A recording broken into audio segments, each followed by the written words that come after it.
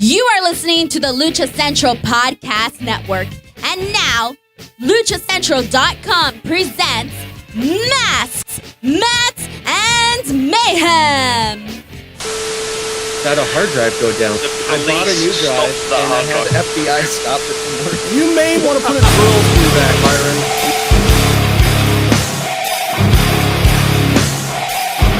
I'm here for two things: to chew bubble gum and kick ass. Suck dick. And I'm all out of bubble gum. They do not live. They fucking do live amongst us. I don't know, man. Turn on that ending. That ending's kind of uncertain. I don't know. Haven't seen it. You haven't seen it's more like Invasion of What? You're kidding right now, right? That's a joke. I've seen bits and pieces. Oh my dear Lord. Why is it worth watching? You shouldn't be allowed to make Jesus a film as a film. Kick him off. Kick him off. They live. I watched Wall of Shame recently. I think it's on Amazon Prime. I think. Yeah, it is. I'll watch it. Utter disappointment. Oh God. I watched the Jesus documentary about fucking Britney. That was important. Utter disappointment. Utter disappointment. You have to use this as the BTS. We all knew that about Britney. Because you need to be put on blast. I started the in time code already, so the show's already started on the Casey impersonation. Perfect. All right, great. Good. Ooh, here we go. And because I can't do it again. Here we go. God. And You know what's great when everyone talks over Justin doing the intro. Welcome to another edition of Mass Mats and Mayhem. I'm your host, the Outlaw LA Red. You can find me on social media at Justin Harvey 75. You can find the entire show on social media at MMMshow 75. That up there is at Byron Fever. That over there is at Lucha Gringo. Look at the size of that ham hock.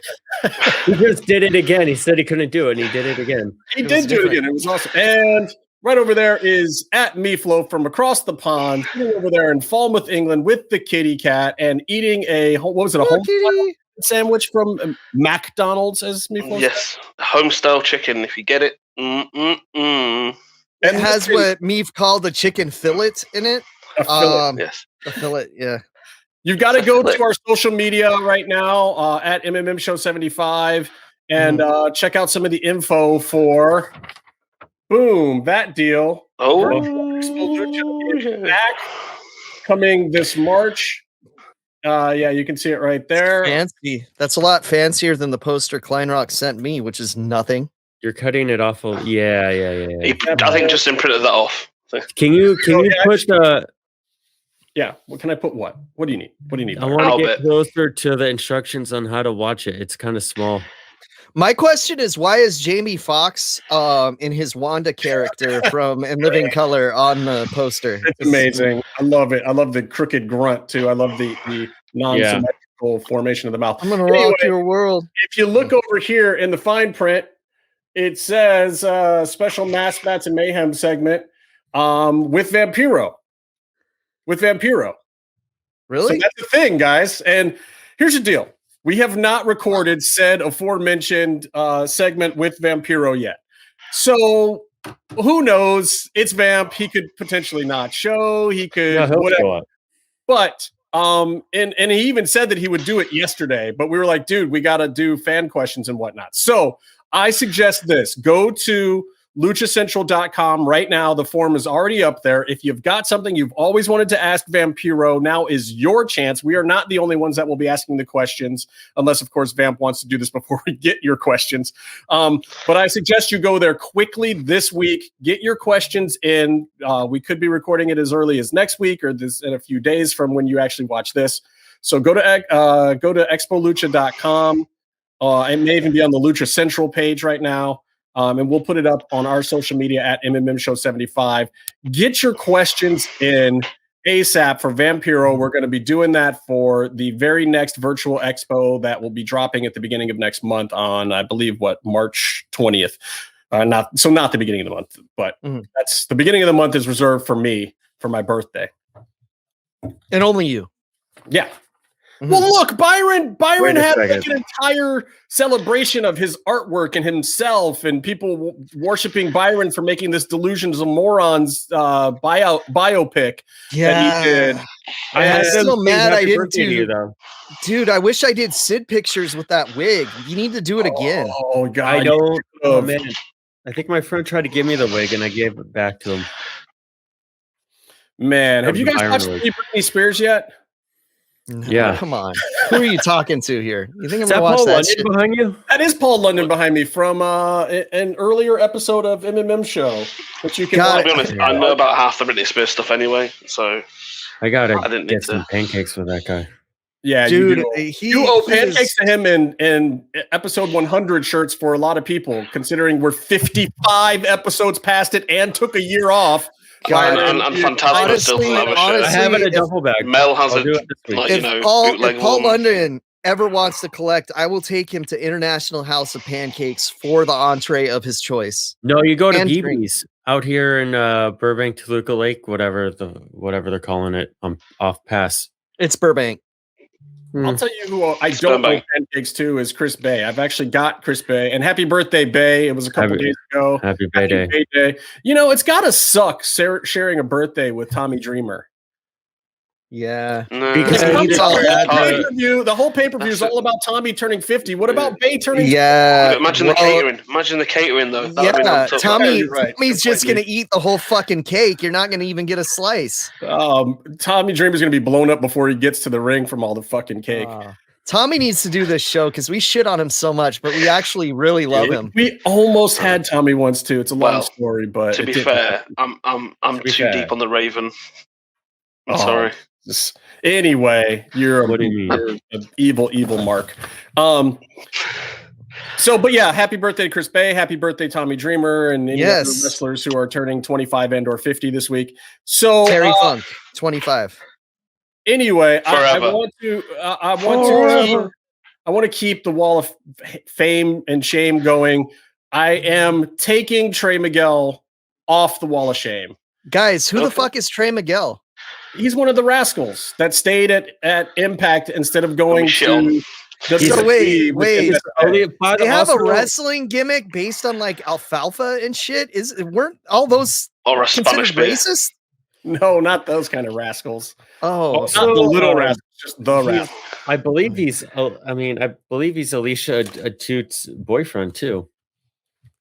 I don't think that's a Are they real thing? last name, Byron. I don't- What? Trump. That's the only reason I wanted to bring that up was so I could say the name. She didn't have a fan base, so she'd have to pretend to be Canadian because there's some simple marks up there. Let me tell you something, Meatloaf. You know who should have that last name? Francine. Jesus, here we go. The human poop machine. Oh man, I That's Casey. saw Here, what if Casey has your phone number, here's texts that you'll get during the week. I can't wait to go to Taco Bell for lunch today. Hour later, Oh, yeah. shit twice. What did Taco Bell do to me? that's true. Dude, you know what? Those nacho And fries. And it's the fucked third me time up that week he yesterday. sent that text. Wait, the nacho Asking fries? the same That- question. They're The the nacho best fries. thing in the world. That's What not did you expect? I don't know, man. Oh, Dude, disappoints- I had already shit earlier in the day too, so it was out of the chamber, and it was like 2 more times. It's like, goddamn, this is why I'm the throne breaker. This is why. What's the water? What's the Breaker. water like out here where you live? I don't know. If you eat Taco Bell and you don't Free. shit your pants, you're ahead of the game. No, I'm usually pretty, I'm very pretty ahead of the solid. game. Yeah, Taco Bell doesn't mess with me too bad. And now I have finally cultivated what I will eat from Taco Bell, but Yeah. it doesn't matter. Don't Anyway, drink the. Do we say don't drink the water? Me, or is that racist? don't drink. No, I mean, I would never drink water anywhere other than Yorkshire. So Where they make the pudding. Okay, So that's an answer. I guess that's an answer. And the dogs. Yeah, and the dogs. I'm taking Putting the Trey dogs. Miguel off because look, it's not that I've reconsidered what I said last week. I still think that if he had a real opportunity to go to WWE, I think he should have taken it. I think it was a bit chicken shitted of him not to take it. And I don't know if I agree with his excuses. But I will say this, seeing what he did in Impact this week and seeing what he brought to it, at least if he's going to stay there, he's doing what he should be doing while he's there. He's putting in the effort. He's doing the right stuff. He's being safe and protecting everybody and still working his ass off. And I always commend that. And I really enjoyed what he did this week. So I got to take him off just because I like his performance. So he's the guy that created South Park, right? No, Right. that's not that. That's a different Trey. That's a different Trey. That's Trey and Matt Trey. So, Is he the guy from Green Day? yeah, the drummer. I don't one of know the best anything drummers in about the game. Green Day, first of all, because I am a smart person. Green Day is one of the best bands in the world. They're like the Rolling Stones. 13-year-old of punk rock. girls. Green Day is Oh my Green Day God. is one of the What? best bands Right. in your CD collection. Byron. I believe that, Byron. So we're gonna here's fight. something. Byron, we will fight if you I'll ever fucking use that phrase shook again. the fuck out of you, Meatloaf. Come at me. Oh my. The Rolling. Mind you, the Rolling Stones, I suppose, were just boring and like just for 50 odd years released the same shit. So maybe they are the Rolling Stones of punk rock.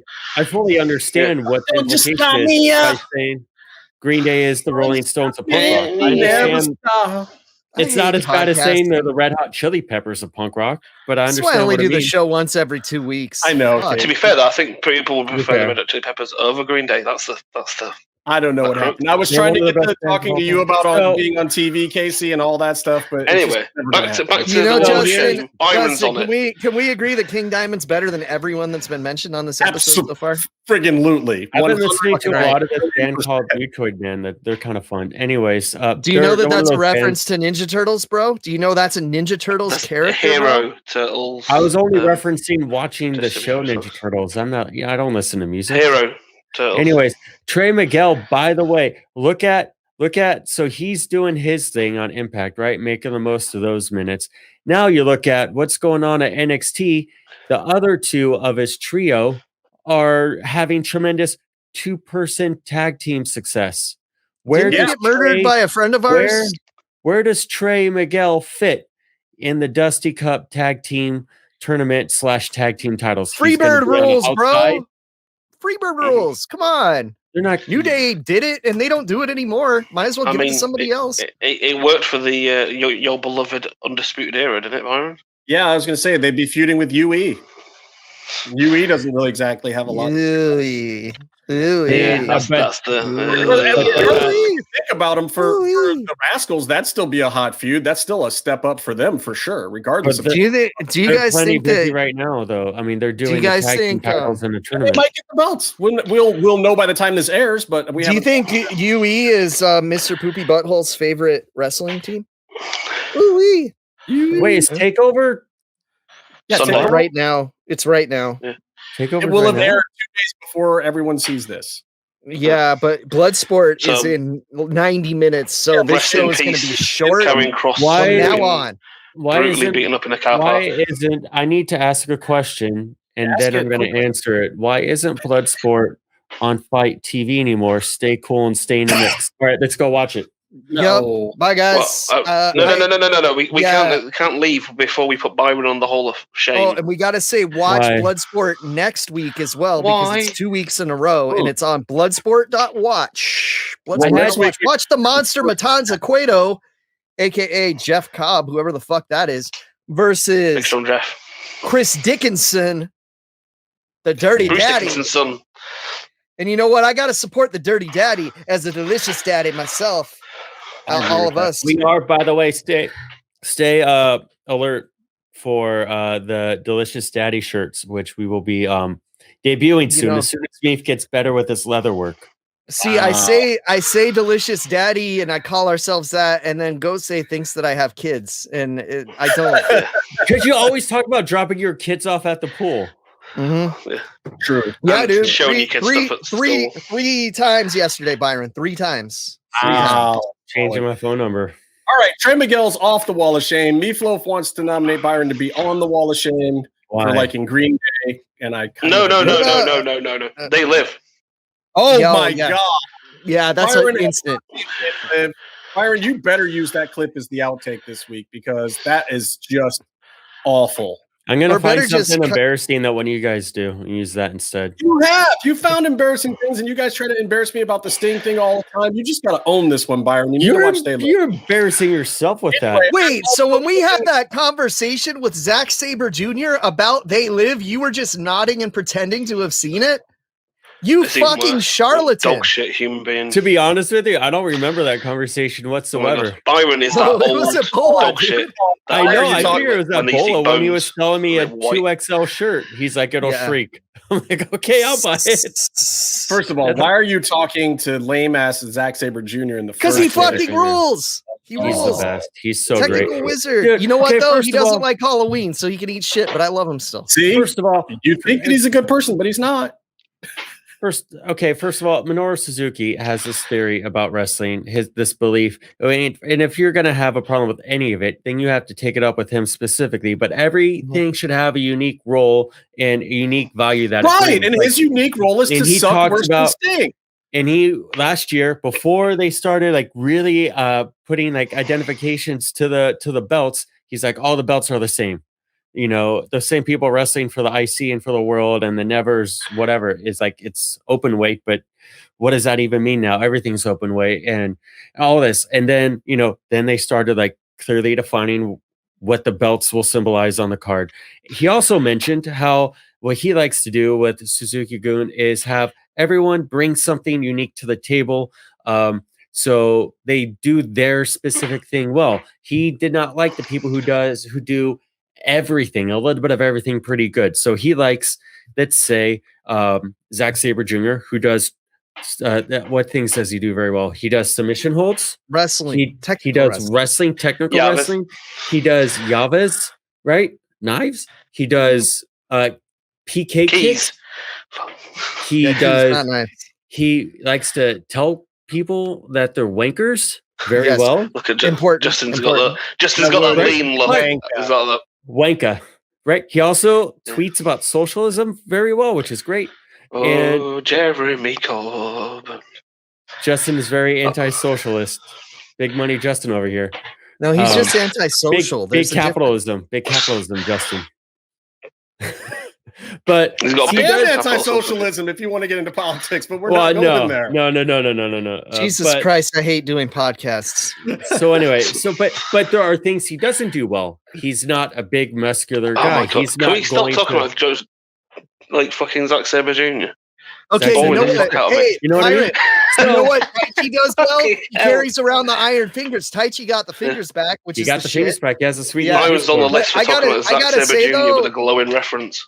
Anyway, I really gotta say, while we're on New Japan, you're writing the guy's Vita sheet over here. Yeah, go ahead. Talk about New Japan. Casey, while we're on New Japan, Shingo was robbed. Fuck you, Tanahashi, you piece of fucking shit. That's all I gotta say. I'm gonna. Instead of playing air guitar, you can play these balls. Make that the clip of the week. That was a good match, though. No, it wasn't, because the fucking result was garbage. That's like saying that the finish of Ultima Lucha Dos was like a great match when really it was shit because Pentagon lost. That was a great match, Casey. It's a good match. To be fair, that was when Penta started. Justin, to be fair, that's when Penta started just doing, you go outside the ring and do the hamstring kicks for like 10 minutes. Yes, according to certain people, he's literally kicking their ass, Byron. He's literally kicking their ass. Some people believe that was the start of Fat Penta. Well, you know what? He was depressed because he lost. It was like postpartum Ultima Lucha depression, and then he started to put on some weight, and then some things were said on some podcasts about him, and then all hell broke loose, and then he went on the indies and made all of the money. He probably saw how dejected. We got to ask Vampiro about him. Yeah, dude, I fucking sent him a gift card. Should we ask Vampiro about Fat Penta? Oh God, yes. Yeah, I think we should. Who gets to ask that question? I don't know. I'm a little afraid to ask that one. I'm not afraid to ask. He didn't make a UK appearance because he got sick at the airport, and Phoenix just looked at me and went, "Maybe he ate too much." Oh, that's amazing. And from there, I'm going to go back to the Wall of Fame, which is all I had for this entire first segment. And somehow I don't know. Anyway, so Trey Miguel's off. I'm going to put Gina Carano on there. You guys know that I've been a Gina fan. We're not going to get into why and what's going on other than he's a fan because he agrees with her politically. Not at all. He agrees with their social beliefs. No, seriously. You mean about realistically? I don't even want to joke about it. Listen, Ariel Helwani put it the best. He's Jewish guy. He was friends with Gina Carano. He had her on his show a lot of times.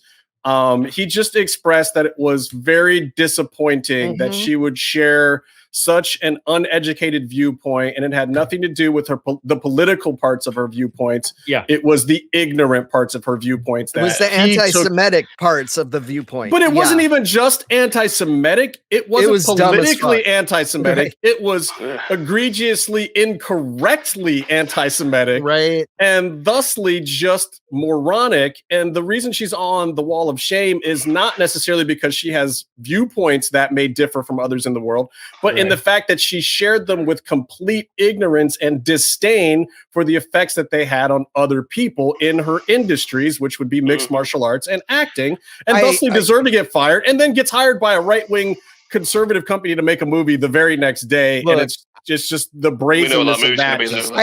I have a guest that would like to speak about this for a moment. Actually. Oh, who's that, Case? It's Giancarlo Esposito. That's all he had to say. Thanks, Gus. Thanks. Dark Saber. Can we just call his character Dark Saber Gus now? Dark Saber Jr. He lost the Dark Saber though. Spoilers. I know, but the action figure didn't, right? Nope. No, right. Dude. Dark Saber Gus. Like, it's pretty fucking sweet. And I'm not giving it to Mando. I have a Mando right here that would like to hold it, but no, sorry. Nope. You got to beat him in combat first. Well, Cara Dune will not be holding it next season. No, and everyone's making those Poochie jokes about her dying on the way back to her home planet, which I hope is the way they go, because her home planet's Alderaan, so it's already a fucking blown up asteroid field. Right. And that would mean Cara Dune's dumb on the show too. just dump her in the asteroid field left of Alderaan. They were going to give her a spinoff, right? Yep. How far into production are they? Because that's not at all. No. Okay. I got 2 words for you: COVID. Yeah. They're not too far into production on anything. Come on, WandaVision just came out like a year late, you know? And look at it this way. Pedro Pascal just got the lead role in The Last of Us for HBO. And he's still got to be the Mando too. So. Well, let's also be clear about how much he has to be the Mando. The Mando actually is the Mando. The Mando is actually a stunt performer the majority of the time, with him doing the voiceover. Yeah, 2 guys. Look, Mr. Case-Fabe here isn't going to say that. Okay. Oh my God. Let's put together a movie budget. You have the star of your show. They command a certain amount of money per day. However, 90% of the show you don't see their face. So, do you pay the star rate for those few days? Yes. Or do you pay the stunt person rate? Yes. And I'll put it to you this way. And here's the reason why you pay the star rate: because a certain ex of mine, her free pass was Pedro Pascal, and as long as she's imagining that it's him in that costume the whole time and rubbing the bean, then he deserves every penny of the star rate, which I guarantee you is a lot of the fans of The Mandalorian. You're not going to pay James Earl Jones star money to be Darth Vader, Byron? You don't pay, you pay him star money, but you pay them star money for like 3 shoot days and a week of VO. Right? Whatever. You pay Pedro all the money. Are you cheaping out on people here? Yeah, yes. This is... You know why? Because he's a movie producer and director, and you see how me and Casey's salaries went the last time we worked for Byron. This is why I rejected Byron. But this is exactly why Byron is the money mark and has all the money, because he's smart like this. This is how Hollywood works. Me, learn a lesson, man. Byron knows what he's talking about. It's just evil and vile.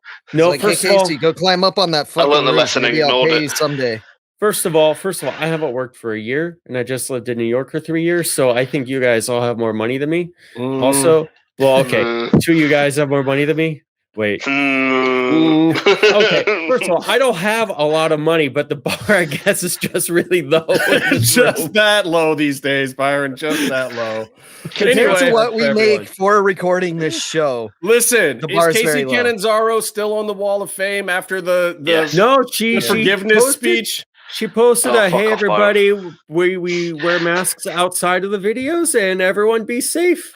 Yeah, and that restaurant was taking COVID very seriously. You couldn't see people mingled all together, crushed together in a really packed bar. Right. Well, and she wasn't sat there with somebody who was at the Trump rally, which led to an insurrection and was a terrorist technically. What is it about Ricochet and these people? Can I tell you something? Everything he touches turns to Paducah gold, baby. He's just like, there's my best mate touching a kid. Oh, that's normal. Oh, that's my girlfriend just waving a Nazi flag and like running over. That's fine. Byron, if that is not the clip for this week, I fucking hate you. My name's Ricochet. I'm sick of shit. That should be his new gimmick. Oh, we're not putting that out by itself. No way. Singing Nazi. My best friend diddle the kid thing with the doo-doo-doo is the clip. That's the clip. Nope. That's his t-shirt. We got 37 minutes. Wow. Alrighty then. I do think though, as far as I can't speak to friends, but as far as I shouldn't say this. As far as speaking towards the women you associate with, sometimes the ones who make the worst decisions are the most attractive, the most fun. Oh, so Byron's saying to stick your dick in crazy. Whoa. Okay. No. Somehow I think Byron's an expert on this, so we'll let it go. Oh, Byron is we know you. That. And speaking of tracks, they literally do track him. Yeah, state to state. Well, you have to track him to give out the court-ordered restraining orders and subpoenas. So, anyway, that's him giving it to them, though. That's the problem. Do whatever you got to do to get this guy to stop going through my garbage, please. Trey Miguel's off. Gina Carano's on. Casey Canonzero's staying on there. And let's send it over to Denise Salcedo in Lucha Central to tell us everything that's happening this week on the Lucha Central Podcast Network. Hey everyone, it's Denise Salcedo here in Lucha Central with a reminder of where and when to catch all of the great network content this week. Get the full lineup and listen to all of our shows in the Podcast Network section of luchacentral.com. Sundays on the Lucha Central Facebook page, world-traveled shooter of the camera kind, Jerry Villagrana goes mano a mano with a fellow photographer to throw down about some of their favorite photos they have taken at Lucha Libre events. Monday, Business of the Business returns as Mass Republic President Kevin Kleinrock takes you inside how your favorite Lucha Libre merchandise gets made. On Tuesdays, Mass Max and Mayhem takes you inside the world of Lucha Underground as they take you weekly through the series with the benefit of hindsight and the benefit of special guests from the groundbreaking series. Check out the premiere video stream every Tuesday at 2 p.m. Pacific, 5 p.m. Eastern on the Lucha Central YouTube channel and at luchacentral.com. Then listen to it on your favorite podcast platform every Wednesday. Tuesday nights live, it's Wrestle Boss, where Favi Chulo talks MMA and pro wrestling with special guests and listener call-ins. Visit WrestleBossLive.com Tuesday nights at 7 p.m. Pacific to listen live or call in with questions or download the show on podcast platforms on Wednesdays.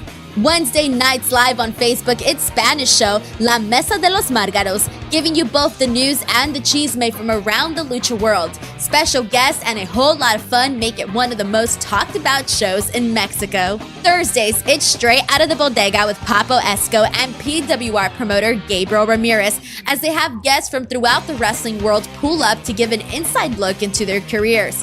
From indie standouts to television superstars, each week brings a new name and perspective. On Friday, it's your double dose of Lucha Central Weekly podcast, one in English y el otro en español. Lucha Central Weekly is where you'll find all the top stories of the week, both inside and out of the ring from Mexico and anywhere luchadores are in action across the globe. Be sure to subscribe and follow all your favorite Lucha Central Network series on your favorite podcast platforms, either by their own series name or subscribe to the Lucha Central Podcast Network show pages to get all of the shows in one easy feed. And please consider giving a rating to help more fans find the shows that you love. For now, this is Denise Salcedo signing off from Lucha Central. Have a great week. Can we make that the official Francine sound effect? Hey, and we're back. All right, are we back? Why is my charger not charging? So for those listeners, and can I do the thing, Byron? Can I do? And we're back. I took the power back. Hi! I'm using it myself. We're back. We're back. Excuse me, sir. Okay. Can we please hurry with the production of this show? Because my client, Professor Casey, would like to watch Bloodsport. Okay. Is this Karrion Kross or Paul Heyman? I can't differentiate. I don't have a Karrion Kross impression. Well, that was it. Just no Mr. one has Santos. Wow. Wow. I don't think really he sounds like Paul Heyman. To get murdered. You watch it. Seriously. Watch it. He goes, Mr. Santos. No, he does Mr. Santos. Mr. Santos. I still think Kross looks a little bit like Justin Timberlake. Liked our Instagram post. Not to brag. Just incredible. Anyway. No, so fuck Justin Incredible. He's so... least favorite ECW worst thing about ECW ever was Justin Next Incredible. To Shane when Douglas, they ran out of wrestlers, so they put the belt on him. Yeah, on Aldo fucking Montoya. I don't know. I thought he was good as the tag team with Lance Storm. To be fair, he was supposed to be the transitional champion to RVD. That would have been great. Yeah, but I would have rather had it been awesome like they originally teased that never happened. And fun stuff. Lots of issues at ECW back then, not the least of which because I didn't pay anybody. Yeah. Just the small little issue of, hey, I just killed myself out there for you, Paulie. Can I get a check? Pretty please. Well, the check's in the mail and it might bounce. So maybe you can go back out there and go fuck yourself. That was at the point where he was not even giving out checks that didn't clear anymore. That was at the point where he was just like, I'm not even going to write this. That would just be an insult to you. I need to go film this cinematic masterpiece known as Rollerball. Oh my God. Anyway, so let's talk a little bit about something that is near and dear to at least one of our hearts. A moment in time that was encapsulated on the airwaves of the now defunct El Rey Network. A little something called Ultima Lucha 1, Part 1, which featured none other than a starring guest appearance by Hot Tub Guy. Hot Tub Guy. Marco Hills. The last Who you say? By Urban Heretic 187. Yes, and J-Man was Urban was there, right? Just for this. Yeah, Urban was next to me the whole time, bro. Yeah, Urban and Casey, you can see when they're filing all out, Urban and Casey are just like, fuck no, we're standing right here in front of the bleachers. Y'all keep walking. Yeah, they just take their own spots. Keep walking. We were supposed to keep walking, but you guys start fucking chanting for me. And by you guys, I mean just Byron and like J Ray and like all my friends were there except for Justin, apparently, who just fucking ghosted us. Justin had to work in Oregon that weekend, to be fair, wanted to be there, but it was not an option for me. Listen, it was in the front. These guys start a Casey chant. I'm gonna stand in front of it and soak it up. I was doing some fucking ear cups. I was doing everything, man. It's true. You know, it's also great.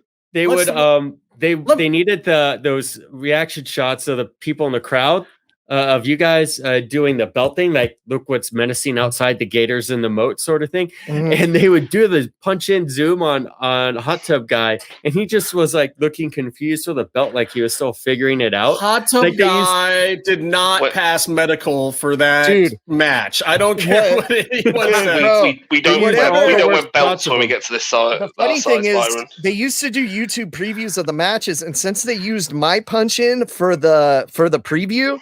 Yeah. For a good couple weeks, the preview for that match preview video was my dick, the preview image, because they started at my crotch and went up. The pan up. So for and those I heard who it was don't their know, highest rated video ever. I'm sure it was. For those who don't know what we're talking about, the first part of the very first Ultima Lucha included a match called Believers Backlash, which we're going to talk about a little bit more in a minute. This was, dude, if you rewatch this match, which is on Tubi right now, of course, it is the hottest the crowd was the entire first season. This particular day, the crowd went off, and this was actually filmed the same day as the episode from last week. This was the second half of that first day of Ultima Lucha.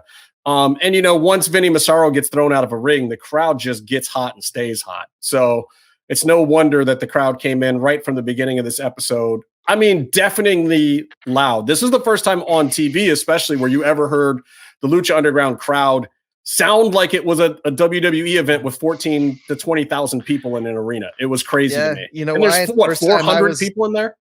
First time I was at ringside. What a fucking coincidence.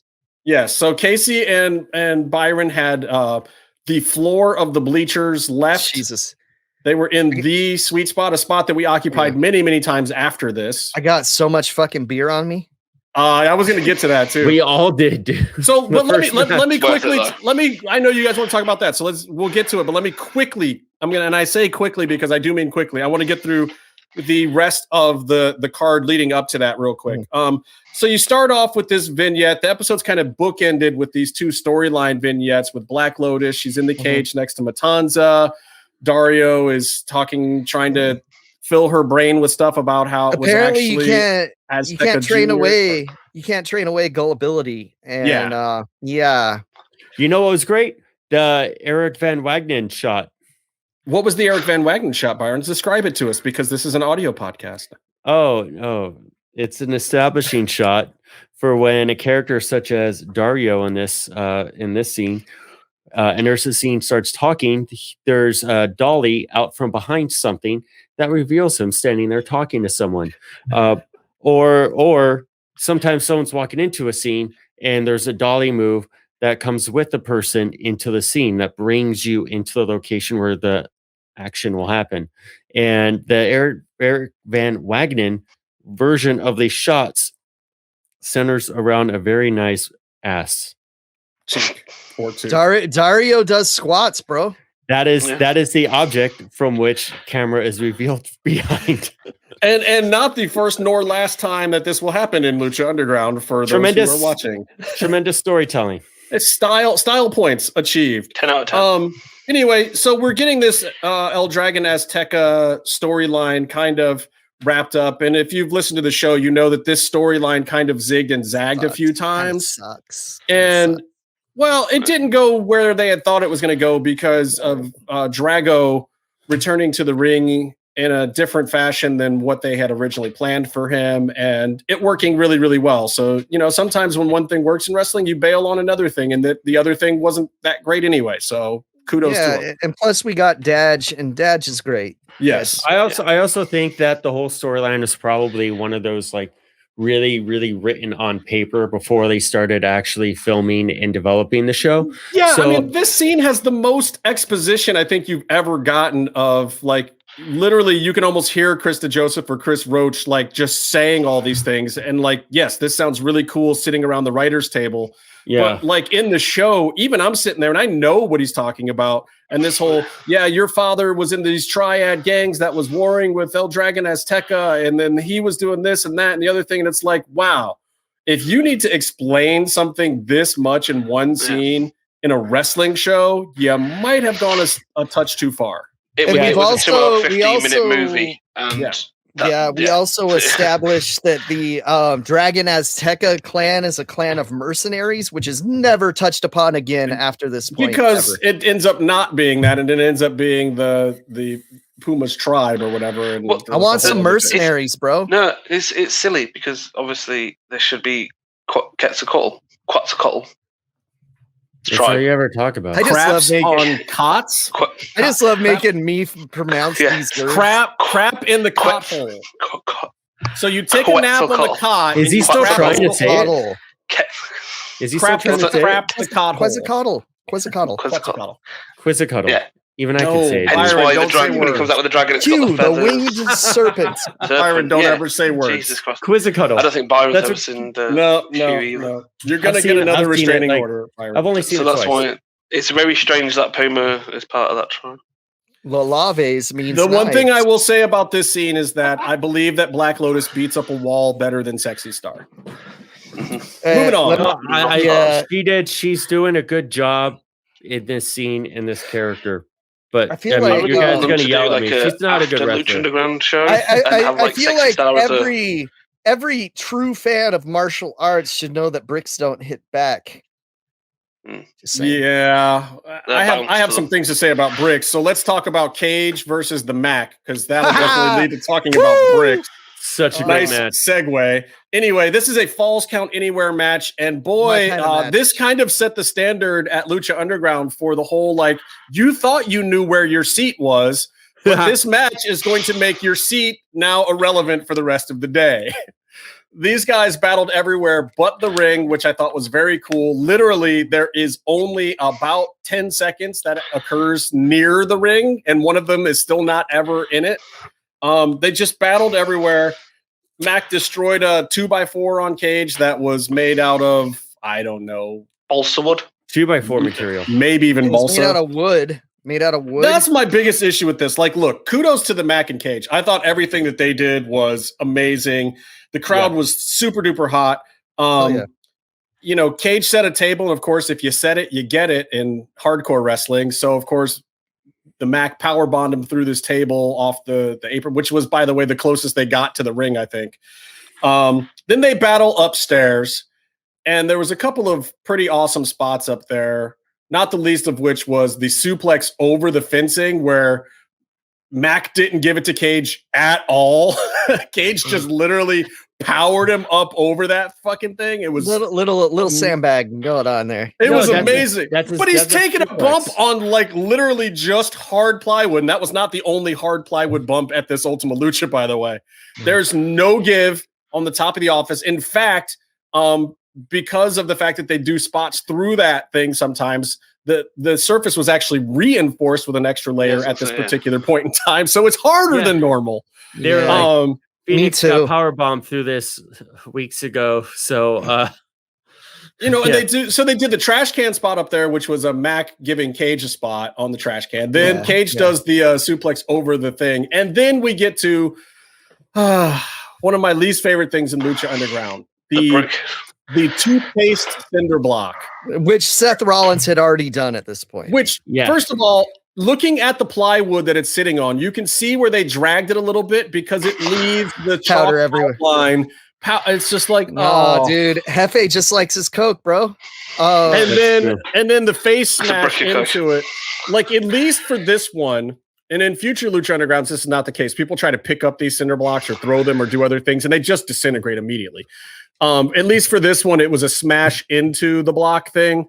But come on, it just it's like one of the fakest gimmick items in history. It was still a good finish and a good ending. You missed the highlight, Justin. You missed the highlight. The fucking stunner on the outside. The stunner right in front of us. Okay. Yeah, and I was going back to that. It was in my notes. Two things, Justin. First of all, we all got covered in beer. Completely covered in beer. I wrote in my notes that Casey smells like beer for the first time in his life. Yeah, because I don't drink. So check this out. We didn't get the worst of it, and I want you to go back and watch the clip of this happening. I think Mac did this on purpose, but he completely spits the whole mouthful of beer right into Knox's testicles. Just and you need to watch it again to see it, but he completely just spits that in Rick Knox's crotch, and it's tremendous. I love it. I love that Marty Elias never takes these matches either, because Marty is like, bro, once I get in the ring, I'm not running up and down them fucking stairs. Poor Noxie is like all over. And he's the one that does like rope dives and shit, you know. He's got the cardio, you know. No, he's got the cardio, but he's frail, man. He's like breaking a chicken wing. He's just he breaks easily. I think, that's another thing. Like, but his damages are wavered, so you know you're all right. I mean, I've seen that guy in more shoot casts than anyone in wrestling history. Yeah, he started Lucha in a cast on his hand. Yeah. Seen him in more casts than Cowboy Bob Orton. Yeah, you really have. It's not even a joke. That's you need a cast for a hepatitis? Yeah. Oh. Anyway, listen. I don't know. Abdullah never had a cast. It was a great match. Any match that has some Mac Wisers and no, this was my kind of match, bro. Like for real. Didn't they do a rematch at the next Ultima Lucha? They did. No reason? Yeah. Yeah, just because people love this one. Yeah. Why wouldn't you? Why wouldn't you roll this one back? Oh, it's so good. It was so good. So other than the cinder block, I give it an A-. It's a great way to really get Lucha Ultima Lucha rolling. I had a good time with it. Unlikely Trio, which is, of course, Son of Havoc, Angelico, and Ivelisse versus Trece, El Sinestro de la Muerte, and Barrio Negro. Yeah. Can we call that racist? Which loosely translates to 13. Yeah. The Sinister of Death. Yeah. Which doesn't make a whole lot of sense. And Black Neighborhood. Black Hood. Can I just point out? Who's coming up with these names? I don't know. Well, I'm gonna say Chris DeJoseph probably thinks black neighborhoods are pretty scary. Okay. They are after they read his tweets anyway. Yeah. I would go with that. I would co-sign that. I love this match because if you watch the crowd, you can see us completely turn against the Unlikely Trio and completely start supporting the Disciples of Death during this match. Oh, yeah. In real life, I was waiting for them to beat the fuck out of those three. In real life, I think I was sitting backstage with Ricky Mandel, El Mariachi Loco, and Argenis watching this match. Just enjoying all of it. No, you texted us saying you were too scared to come to the show. I don't like spooky things. I don't like scary stuff. Wow. This Mario Negro guy freaks me out. This really is, but these characters really are like Play School's my first Spanish class of names. It's kind of scary and sad. You know what's funny is that pretty dope, though. Trece's dope. Trece's dope. But like DJ worked as we saw. Wait a minute. Isn't 13 the tattoo? If I let you survive. MS-13. Yeah. No, that's Taz's number. But let me tell you something right there, Byron. Oh boy. Look, I don't want to hear any shit about the man who created the name Big Bad Steve giving anyone bad names. Big Bad Steve is one of my favorites. Beat me if you can. Survive if I let you. I love it. It's like, initially it's like, hey man, we don't have room for you on the next season. Blah blah blah. Under your, we're gonna cut your head off in your frog gimmick or whatever, gecko gimmick, and then they call him up. Hey, so like we do have something for you. Like we've all gotten this call from a job that let us go, and then calls us back. It's like, yeah, we're gonna bring you back. We got this great new thing. It's called Big Bad Steve. Do you reckon they call them at 3 o'clock in the morning for this as well? It's like the call when your old job wants to hire you back for less money. Yeah. Well, that's pretty much what happened. Except there was no zippers involved, so it was fully worth doing. Yeah. Anyway, so Evie is still on crutches. Ivelisse, by the way, rules. But she actually wrestles she wrestles from her knees for a little bit. She throws some chops. She did some mat wrestling stuff and she beats up Katrina a bit. And look, everybody adored Evie at this point in time, and the fact that she was still going out there and being active even on the boot, because she was still legit jacked up. That is a shoot. This is not a worked injury by any stretch of the imagination. She was jacked up. And she still went out there and wrestled. I gotta say the finish for this match rocked. Yeah, so let's get to a little bit of it. So, I do want to point out too that was good with The Rock. I get it. No, it wasn't. Angelico took a serious, or actually gave it to Sinestro. Took a serious back bump on the top of the bleachers again. Real bueno. There was a full elevation, just a standard backflip, which in the middle of a ring, which is padded and has give. Not a problem. You're just taking a back bump. But this was a full-on head swinging backwards, back bump onto hard wood. And that's not even plywood up there. That's an actual plank. You kind of look like fucking shit. The corner, the edge, too. Yeah. I mean, that was a real bump up there for our It's the hardest part of the balcony. It's the hardest part of the world. Did he hit his hole? Oh my God! We'll get to my hole in a little bit. By the way, my whole thing was okay. We'll get to it. We're not talking about WWE. No, I'm talking about Underground segment by Byron. Ivelisse was really great. There was that You're not talking about Ivelisse's hole either, Byron. Just because you want to be. Katrina goozled her, and then Ivelisse did a nice little free segment, Byron. Judo roll. Yeah, wait until the next match. We'll talk about my hole. Yes, I was talking about Ivelisse mat wrestling. Listen. You know what you've been booking. I don't have anything for you to listen to. Anyway, we have to talk about another Angelico dive because this one was a little more ill-advised. The jump from the other side to the ring is one thing. Mm-hmm. You know, you're coming down in a padded area. There's a little bit of takeoff. There's ropes to protect you or whatever. This is coming down with an active audience with no barrier, by the way. I don't know if you noticed, but there's no barrier at Lucha Underground. Just guards that like to shoot people. He's coming down on the announce table side. So if he comes up short, hitting a corner of the announce table, very possible. Part of me also wonders how much of a view he had when he started. It's different up there. I've been up there and I've been on the other side, and it is so different. I would never jump from that side. Let's have it so a bunch of guys wearing their new masks for the first time and getting used to seeing out of them have to catch you too on top of all of it. Yeah. And it's also higher. It's actually higher by, maybe about a foot or so. Yeah. Yeah. Not a ton, but it is higher and it's further away. He has to do that spot before Aerostar does it, I guess so. Yeah.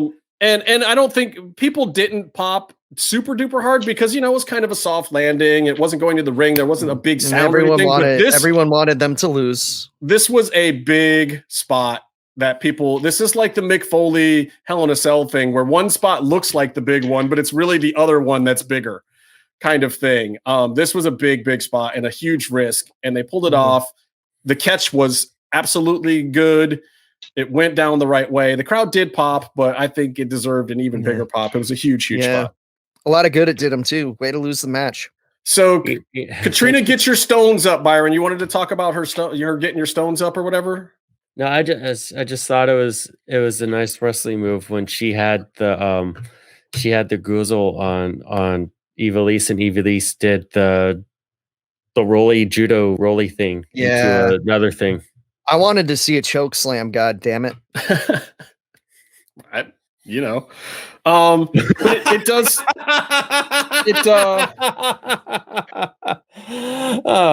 It ends with Evie getting rocked. Yeah. No, not Did you write that pun down? And you're like, I'm gonna follow through anyway, even though Casey already did it. I did not write that one down. I would not waste the paper on that. Why are we doing that pun twice? It's fucking good. Tremendous. Hey, people are going to remember what happened on this show 15 minutes ago, Byron. Come on, man. No repetition. If you watch this show, tweet at us at MMMshow75. Let us know you watched the show. Because if you do, then we'll try harder. Then we'll try. No, we won't. If you tweet at us about this episode, we will write more rock puns for you. Oh, dude, yeah. Do you think Ivelisse smelled what she was cooking? Yes. Yes. Because did you see the Guy Fieri, tweet earlier by James Van Der Beek? And my reply was amazing. That's pretty good. I need to look up. Oh, okay, Meath. I did it. Yeah. I did it for the walk. Oh. Meath, you're your biggest. Yeah. You are your own biggest fan. I applaud you, Meath. Someone's got to be. So let's move on. There's a lick of death here. There's a girl-on-girl lick of death at the end. Sinestro, I like that he got the cover. That made it better. And Matt Stryker called Katrina like the queen of carnality or something like that. And yes, I'm like, stop, Matt. Well, look, he did stop himself short earlier in the match. He was like, and this one's going out to you, Joey. And soon as it happens, and then Vampiro cut him off and said something else. And he did not go back to the obligatory cat fight. Mm-hmm. Which was I love it because Vamp fucking cracked me up this episode because there's a spot that in the next match that fucking cracks me up every time I watch it. All right, well, let's get to the next match, which is Believers Backlash. There's two spots that crack me up every time I watch it. Byron's frozen. No, I am. Can you hear me? Yeah, we can hear you fine. Oh, damn it, you're moving again. I like it better when you're very slowly. He's in slow motion. His face is as red as his beard. Casey, let me ask you this question. I have a question for you. Sure. First of all, how did you get selected for this? I think a lot of people will be interested to know how you and the other. I know that how J-Man and Urban got selected. I mean, they were doing one of the first ever Lucha Underground podcasts. They do not live in Los Angeles, by the way. They flew in when DJ and EB Dub signed off on them being a part of the whole thing. They got VIP treatment. They were put in the front row. They got backstage and everything. They were treated like heroes, and this was their first time making it out. They should be, because those guys are my fucking heroes too. And so it's actually funny how I got it, because it was all a fuck you to Byron. I tend to go to sleep. Oh, why are there two Byrons? This is what the fuck? Okay, so I tend to go to sleep very, very early, especially back then, because I had a job I had to get up at like 4 a.m. for. And DJ, Night Owl. See, Justin pretends he cares about my story, and then he just leaves halfway through. Look at that shit watching, listener. I had to readjust, man. I didn't think you wanted to say that. He was bat-winging since we don't have the sponsorship anymore. Hold on, I got to go to the other side. This side isn't very comfortable. Okay, to the left. No, it's going to the right. Anyway, DJ had tweeted, "Hey, who's going to be at Ultima Lucha?" And Byron says, "I'm going to be," and so is at Lucha Gringo. And then DJ immediately messages me, "Hey, you want to be part of a match?" Wow. Yeah. So thank you, Byron. Love you, brother. You got me this match, and yeah. So I get to watch him walk by. So first thing they tell me. I mean, people should know that DJ has always had a high level of respect for Casey, because Casey calls it like he sees it, and DJ appreciated that, and was also trying to cater to the wrestling fans that he respected. He failed at times, but at other times he succeeded greatly. So no, I think DJ thought Casey was cute. Oh, maybe. Now my fucking green light is on and my laptop's charging. Cool. The universe. DJ using your laptop. Nice Ducks logo, you fucking nerd. By the way, the thing that was wrong, the aspect ratio issue that was wrong on my camera was actually StreamYard. I had it set for some reason to 480 instead of 720. Okay. Riveting. No one cares. No, I care. Back to the interesting story by somebody. They told me, they're like, all right, look, you got to kayfabe this. You can't tell anything about it. So immediately I tell all my friends. I'm like, you guys got to fucking be there. You got to be there. Because we had like a version of this DM before we even had a show. And I'm like, you know what? You guys got to be there. Fuck you, Justin. Justin's like, I can't be there. I'm scared. I don't like spoopy things. He doesn't like spooky things. Yeah. And so I'm just like, well, shit. Okay, fine. I'll invite. Byron actually had a ticket for Justin waiting and ended up giving it to Wes instead. Yeah. But yeah, so we get a bunch of people going. I actually had a lot of friends set up to come the second day of Ultima Lucha, and because they couldn't do Saturday for some reason. So I'm like, fuck, my thing's on a Saturday. God damn it. Is this when your friend Arnold or whoever showed up and he was having problems with numbers? And I'm not going to say anything, but he had problem with numbers, and you were on steroids at the time. You're like, I'm going to fucking choke slam this guy if I don't walk away. That was a thing. But yeah, that might have been the next day actually. But I was on steroids for a skin condition, not anabolic steroids, or I'd be ripped as fuck right now. And your skin, by the way, looks fabulous these days, so it totally worked. Yeah, 50-50. But we should not now, because I think we only have 4 hours left on our runtime. But at some point, we should get into what it was like to go through a taping moment by moment, getting there, and then all that. Yeah, we'll do that, Byron. I'm not going to be on that episode. Right now, you're trying to steal from Casey's moment here. We're talking about Casey in his first match. My favorite thing to do is to interrupt. I don't know why you guys are surprised every time. I'm not, but my favorite thing to do is react to your interruption. First thing, they're like, you can't tell anything about it. So immediately, like, I'm having to give paperwork to guards and shit. And people are like, what was that you were showing them? I'm like, oh, nothing. I was just asking questions about my ticket or whatever. And then I had to disappear halfway through the show for the fucking, run through of this. And so they call me out of line. I'm like, all right. No one saw them call me out of line. They were pretty good at that. So I get backstage. And there's this just beautiful, beautiful, handsome man in the ring with nunchucks. He's just like, it's like peering upon the visage of an angel. Yeah, and those eyelashes. Yeah, lawyer girl says, "Oh, this is Drago," and I'm like, "Oh, I don't think he wanted you to fucking say that." He kind of made a face, and then they're like, "This is Hernandez," and Hernandez comes out too, and I'm like, "This dude's big as fuck. What the fuck?" And yeah, so you're surprised by how big Hernandez was. Have you not seen him? No, because the shows we went to, he wasn't on. This is like the first time I'd seen him in person. Yeah. He's a big dude. Yeah. Cool. Did he have the Superman tattoo at the time? He did. Well, no. He had the other one with the slashes at the time. I don't think he had the Superman one. Yeah. So he's like, all right, look, you guys can hit me. I want you to hit me. I don't want you to pro wrestling hit me. And I think, and Chavo was there too, like going over it. Famous last words from Hernandez. An agent, his agent. Was the agent Chavo? And he's like, yeah, don't pro wrestling hit. You got to really hit him. And he's like, as long as you don't hit me in the face. Don't hit me famous last words. Very famous last words. Don't hit me in the face or neck. Keep that in mind later. Okay, so and then somebody else that worked on the show, I'm not going to name names, is like, I'll give a beer to whoever makes them bleed. I'm not going to say who Eric Van Wagenen was in that setting, but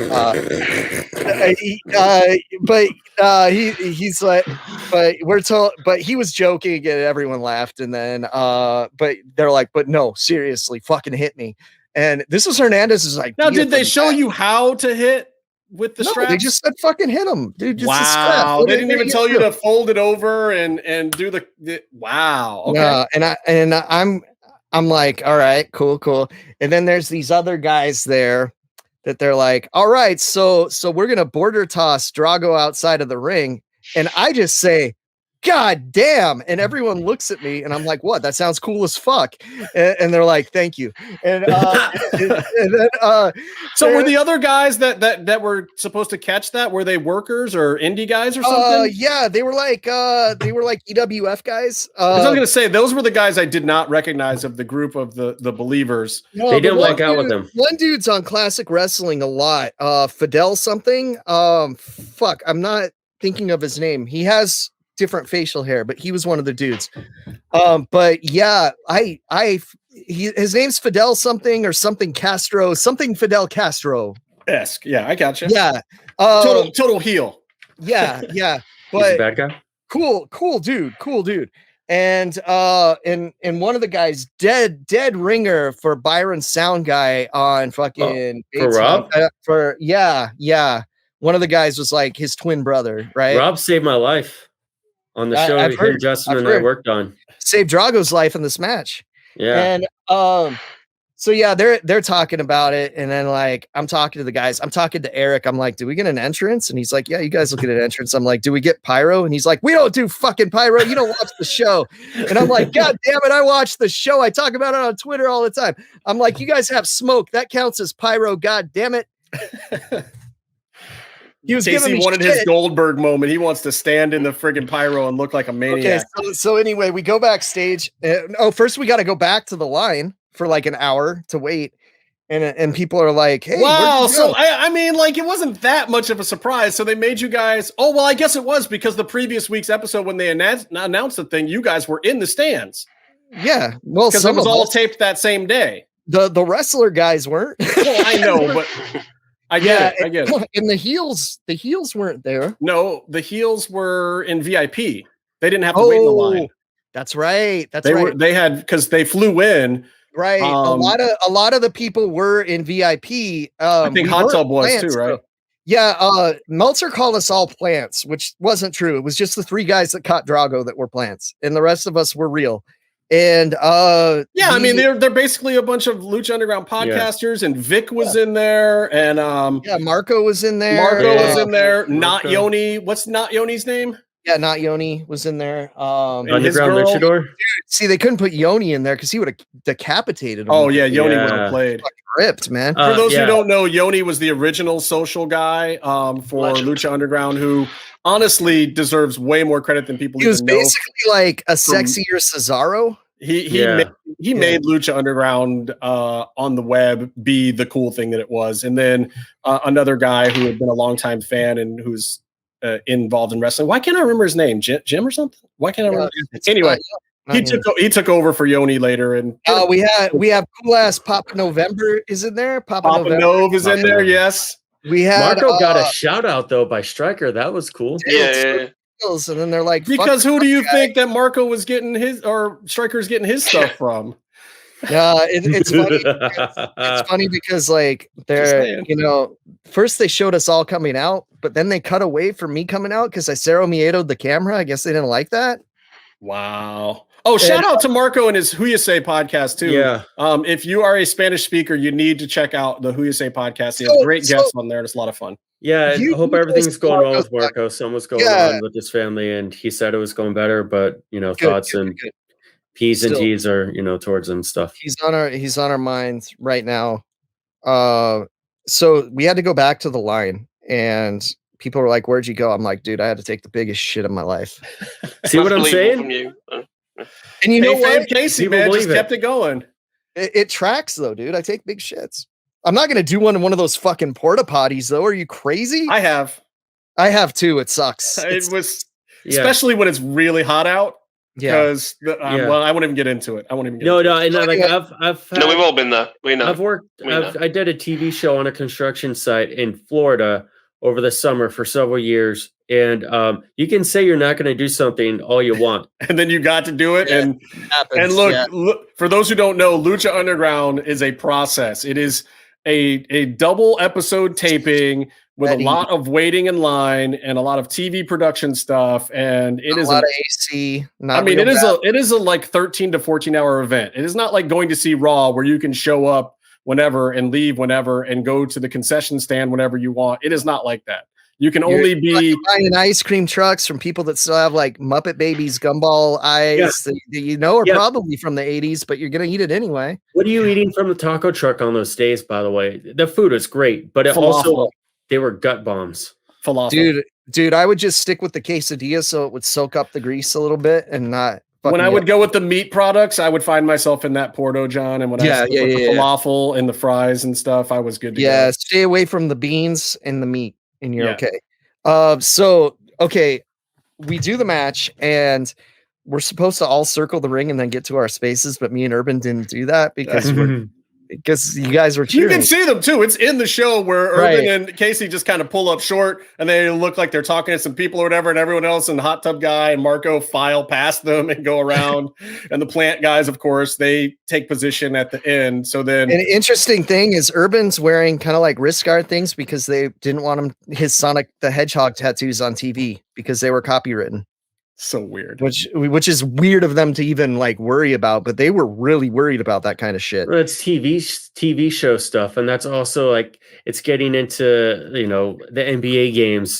They're getting into it's a legit thing rights or something. It's a legit thing at Lucha Underground. Like Randy, for those who don't know, you're not allowed to. Like I couldn't wear my LA red hats.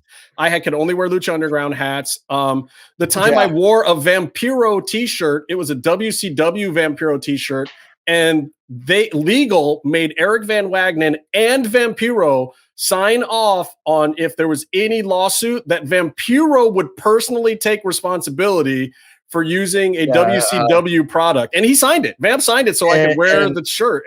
Yeah, I absolutely think they really own our show and our logo right now because of those kind of things. But we signed the contract, our logo on the show too. I had to basically say that they were allowed to. Legally from that contract, if Lucha Underground wanted to use our logo for anything, they could. Yeah, we can also still use it for anything we want to. Like they don't own it in place of us, but they have the license rights to our logo. Use it in perpetuity. There's no Doran anymore. If you happen to see Lucha Libre FMV someday release a Mass Mats and Mayhem t-shirt, I believe they're actually fully within their rights to do so. Yeah, I think they could if they wanted. I don't know why they would, but it was so funny watching the Vampiro documentary. And one of those FMV dudes popped up on TV back when it was good times. Back when everyone was happy with each other. Yeah. You're like, man, you don't know. You don't know what's ahead of you. Right. So this match is notable for a couple things. First of all, I have here in my notes one question. I don't know if you can see it, but it says, who strapped Hernandez in the face? No one strapped him in the face. No, what happened? Here's what happened. Why is his face all welted up halfway through the match? I don't know. That was from Drago, dude. That was from Drago. Here's what happened. It was his headband was red and he got it wet and it was the dye from the headband. Oh, because dude, it looked honest to God, and you don't see it happen on camera. So I'm like, oh my God, one of you yucks actually strapped him across the face. That wasn't it. Worse. Okay, so I'm gonna set the story up by saying that Hernandez's girlfriend, his lady partner, I don't know what the current status is. I'm not going to talk about his business, but at the time she was there and she was a big vocal fan of his on social media and the show and blah blah blah. She was there front row in like one of the sides of the ring. Like if you're bleachers, it'd be to your right, like next to the sides Melissa Santos sits on. Okay. So she's there. That's also the corner where Hot Tub Guy was standing guard. And so she's there. She has her own specific interest of mine. And there was a specific thing that happened where they on the show, they showed the beginning part. They cut away for when it happened, and then they cut back to him, and he's pointing to it, and he says, "This hurts." Yeah, he Hot Tub Guy whipped Hernandez in the dick. They didn't say we couldn't whip people in the dick. Nope, they said the face. They said face and neck. That is Did not he the say, dick. "Don't hit me in the head," or "Don't hit me in the face"? Head or face? One of the two. I don't know. He didn't say dick. He didn't say dick. He said somewhere up here. Legally binding. He didn't say dick. Okay. Also, they cut out a lot of stuff in this match though, because I got some good hits in on the stairs that got cut out when he's doing the timeout thing on the stairs. Right. Me and Urban started wailing on him, and instead, it cracks me up to this day. They cut to Vampiro laughing his ass off about it, which is hilarious. Also classic. Yes, and so okay. Couple other things happened in this match. Drago fucked up the finish, and they had to reshoot that splash. No. What happened was I think when he went up to it, he was on the wrong corner. So he just jumped down, ran across, and got up. And you're watching that. By the time that we've gone through all the tapings, we're like, oh, he was on the wrong corner. They're not going to show this. Because I'm like, shit, he's going to jump far as fuck. And then I'm like, oh, no, he's not. Hilarious. But they take a lot of liberties with the editing, and this episode did get a little sloppy. I don't care. I mean, that to me, it's good. They showed me like 5 times on screen. I'm happy. For real though, this was like a lifelong dream as a wrestling fan to be involved in a pro wrestling match. Even you got to be a lumberjack in a lumberjack strap match, basically. Like who actually have now debuted. And what's cool is later we all got to do it again with the next Believers Backlash. Yeah, and stuff like this that really made the show stand out. Look, it's cool and it's also not cool because, truth be told, when I talked to Eric Van Wagen about the second Believers Backlash, and he was like, "Yeah, I want to make sure you guys are in a certain spot because I want this and this to happen." That the rules had also changed after Hernandez had been strapped in the nether regions. That the fans were not going to get to wail on anyone before because Legal wasn't very happy with that part of it, especially. Legal wasn't very happy with a few things that happened at Ultima Lucha, by the way. Oh, the whole show. Yeah, they weren't happy. We'll get into it on next week's episode. I don't think Angelico was supposed to do that dive. I don't think that Hernandez clearly wasn't supposed to get hit in the dick. There was. I don't think that fan was supposed to be almost decapitated by light tubes with the small child. Correct. Yeah. When's the rubber hammer? I can't remember. Is that season 2? No. This was the rubber nunchucks that fucking broke, and so then Drago covered. But also, like he had hit another human being. He hit Supermex in the head twice with the nunchucks, or 3 times, like full on. And even though Hernandez is supposed to be, this near supervillain type, indestructible person, getting hit flush with a nunchuck in the head should just murder you. You don't need the table spot. Correct. But, true. But the table spot gave our friend Jimmy Velasco a chance to react, who was sitting right there, filling in the spots where J-Man and Urban had been sitting because he was sitting right next to him. I don't know who that guy is. Didn't he used to be on this podcast? Urban? Marvel's Jimmy Velasco? Yeah. Urban used to be on the podcast. No, I know. Urban's podcast was Jimmy's like you. He's got several other podcasts as well. No, I know. Also, we record on the weekends when other people have fun. Yes. There's a line of people at his door on Saturday afternoons, I believe. He has obligations. Jim will be. Some women's husbands are currently away working, and he needs to go door to door. Wow. Hey, let's not say things. No. Look, I'm forever going to be in Jim's debt because he let me meet Terry Funk once. Okay, like that. Yeah, come on. But yeah, I'm also forever in Krista Joseph's debt. You can't book for shit. But that's a way to say thank you. Thanks for letting me be in this match. Saw you in the Vampiro documentary. I bet you wanted to put Double J over in that match. I guarantee it. I wonder where Double J Jeff Jarrett got those tortillas. Krista Joseph's luggage? No.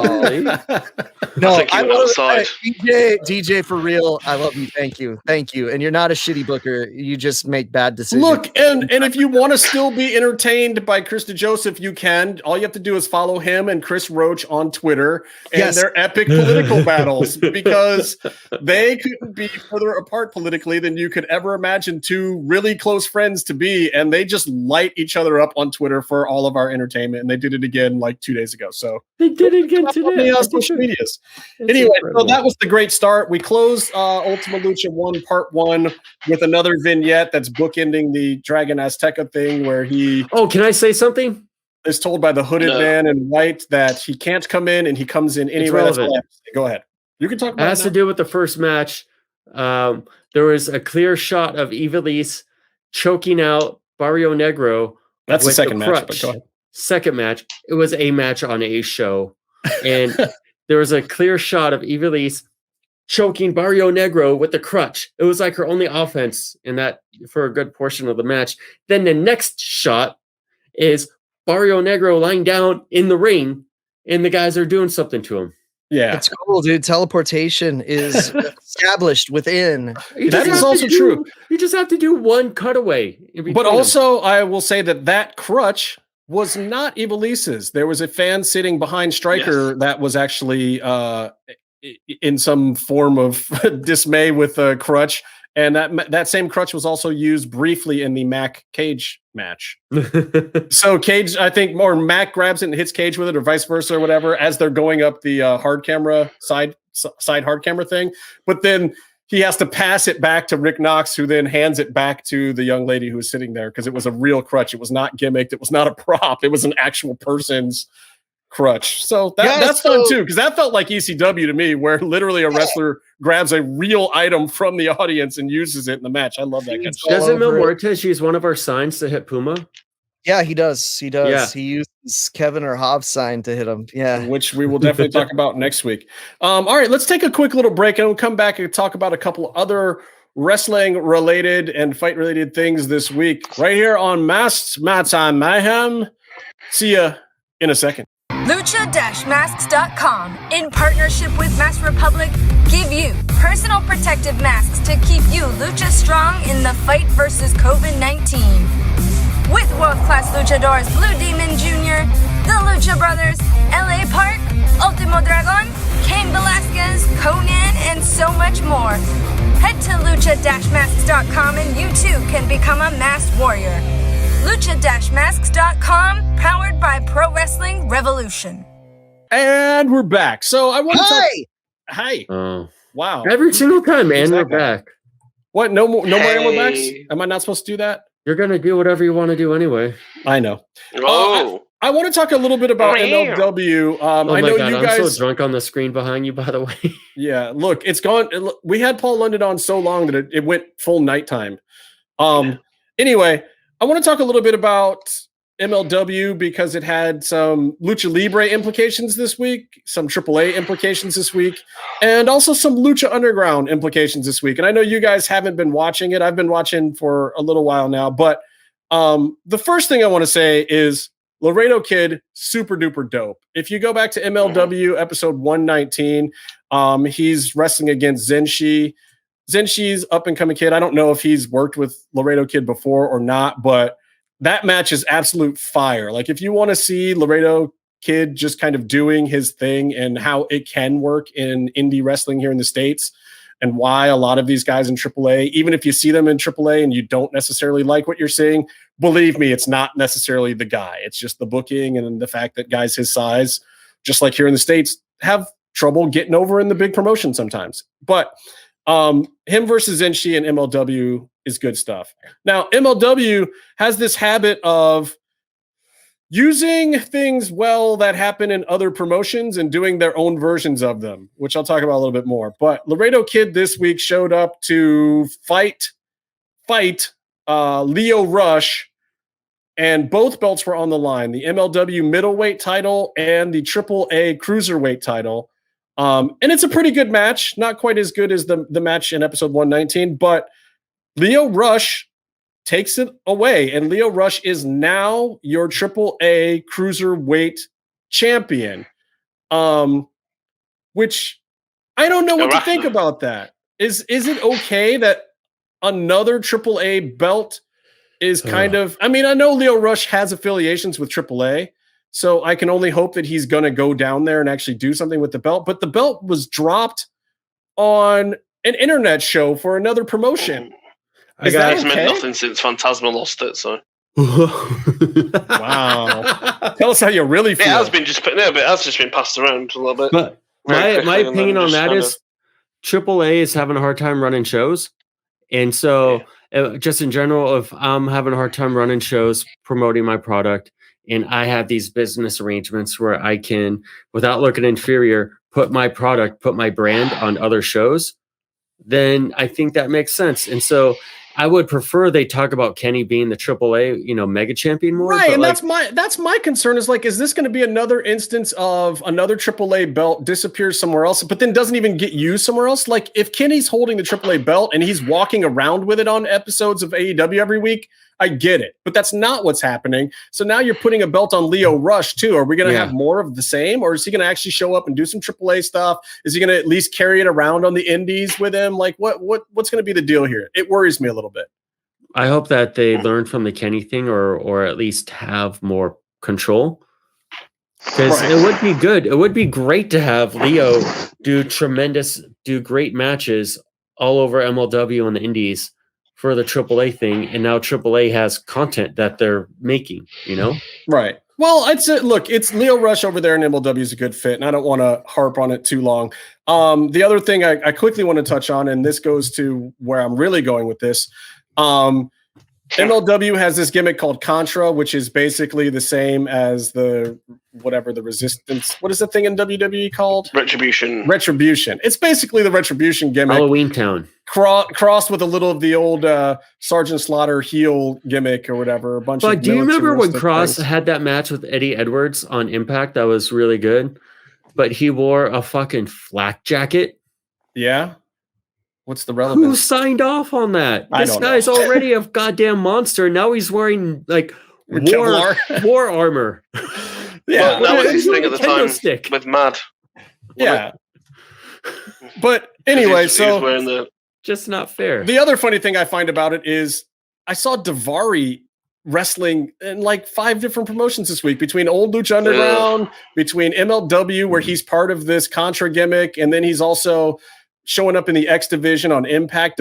How is Daivari everywhere right now? It's so weird. Anyway, so what I really want to get to is you've got this gimmick going in MLW, and we were asked about this on our MMMshow social media at MMMshow75, what our thoughts were on the Azteca Underground gimmick that's going on in MLW. So let me catch you guys on what's going on. So Selena De La Renta.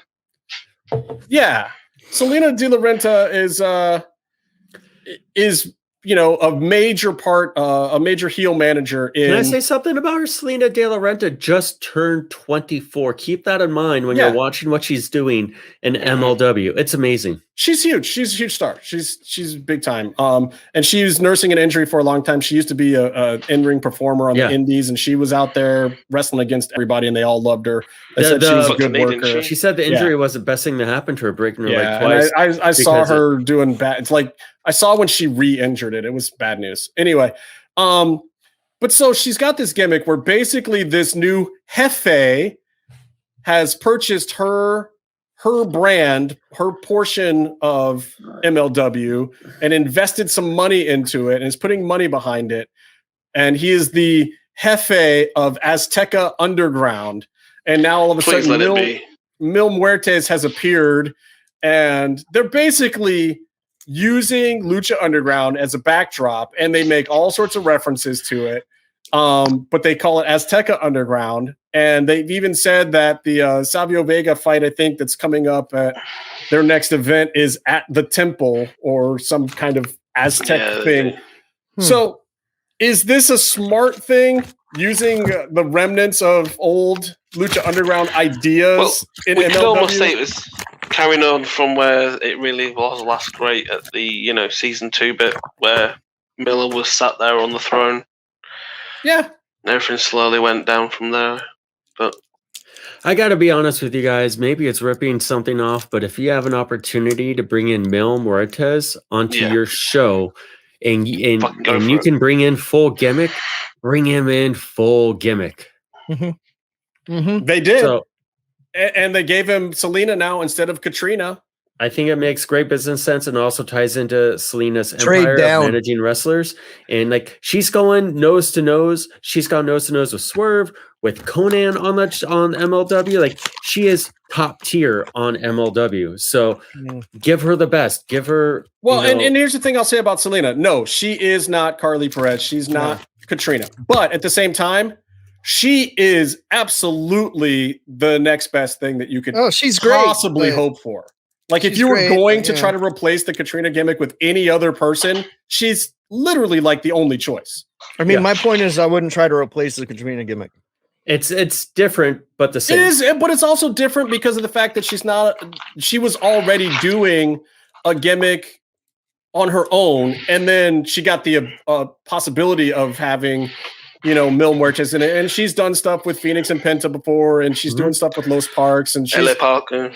Yeah, it just makes sense that the biggest, baddest dudes, the biggest, baddest lucha dudes in MLW work with her. Yeah, it does. So I don't know. We'll see how much they try to glom off of the thing. Now, if they were smart, they would literally hire Luis Fernandez Gil as an actor one time, not ever say he was Dario or Papa Cueto or anything like that. Maybe even have him come in as Luis and just like in a suit and just be the mysterious owner for like one time, one segment, pay the dude his SAG rate and just do it for shits and giggles as a little shout out to Lucha Underground. You know how cool that would be? Let me tell you what they're really going to do. What are they really going to do, Papa? They're going to bring in fucking Jesus. They're going to bring in Ricardo Rodriguez from the ring announcer guy. That's a solid dude. Yeah, wait, but was he Me Too'd? He wasn't. Or he was? No, he's good. No, he's fine. He's fine.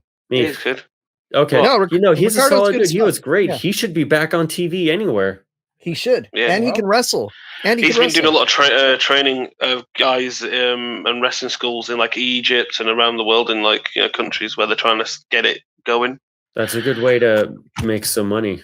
Look, in MLW, it's in the world. MLW feels a little bit, and I'm not gonna say a lot, but feels a little bit about some of the stuff that was good about ECW back in the day, or XPW, or some of those other promotions that, they were fringy, and every now and then they would stink, but they would try to bring in the best guys. They would work solid angles and gimmicks. They would come up with good storylines.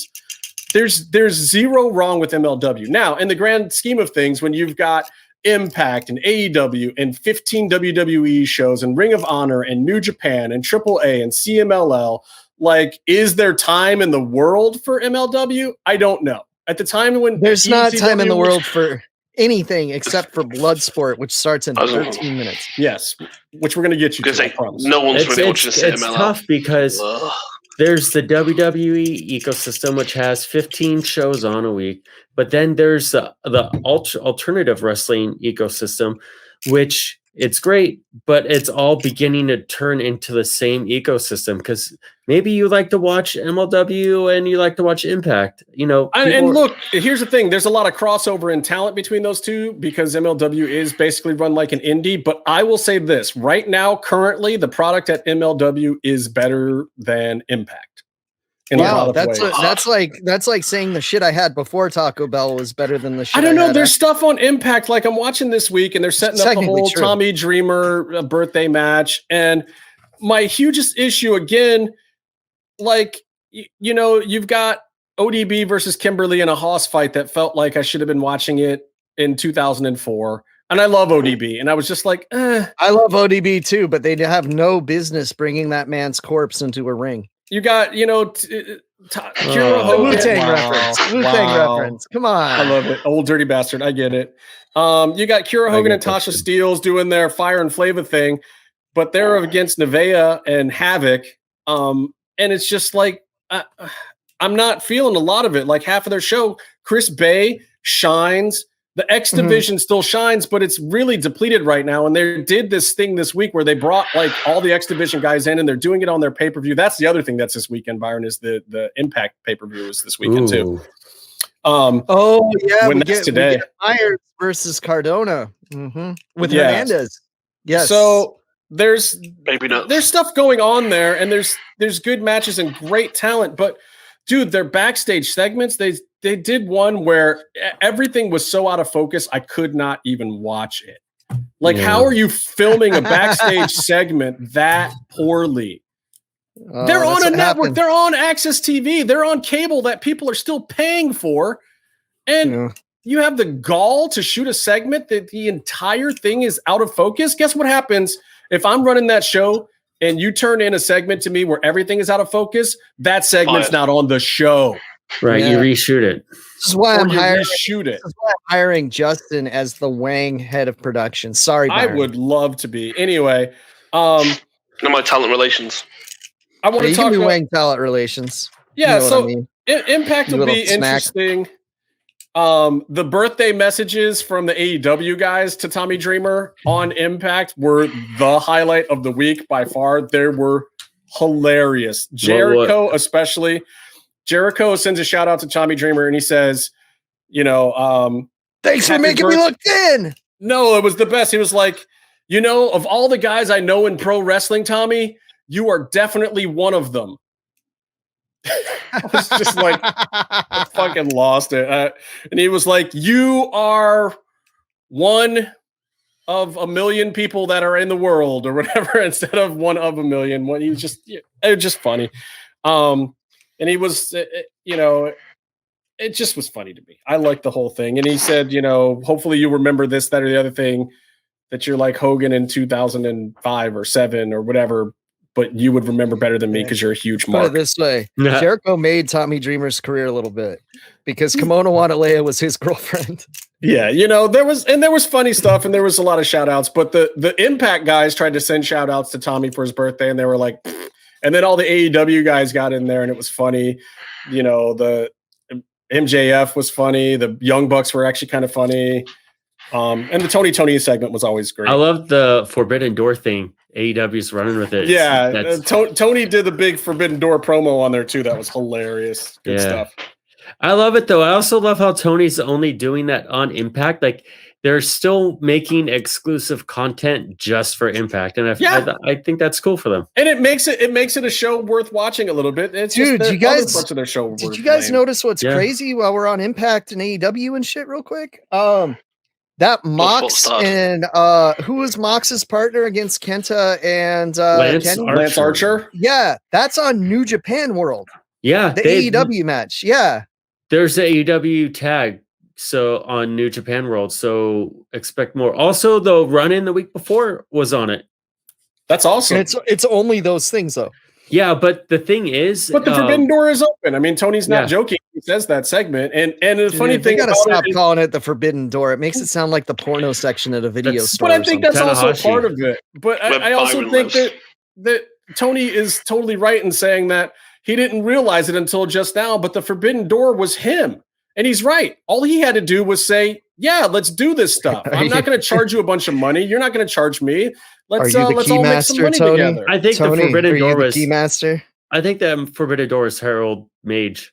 But yeah, it's great. I mean, he was the lock. He was the lock on the Forbidden Door. Yeah, he was the cock block lock on the door. Meltzer did make a great point about how it's it's opening up, but it's only for logistically for the ones who are living in Florida, who are in the States right now. Like that's what stopped that. That's what made that run in Kenta as opposed to Suzuki. Like imagine if the door opened, there were fans in the audience, and there's no Suzuki. COVID.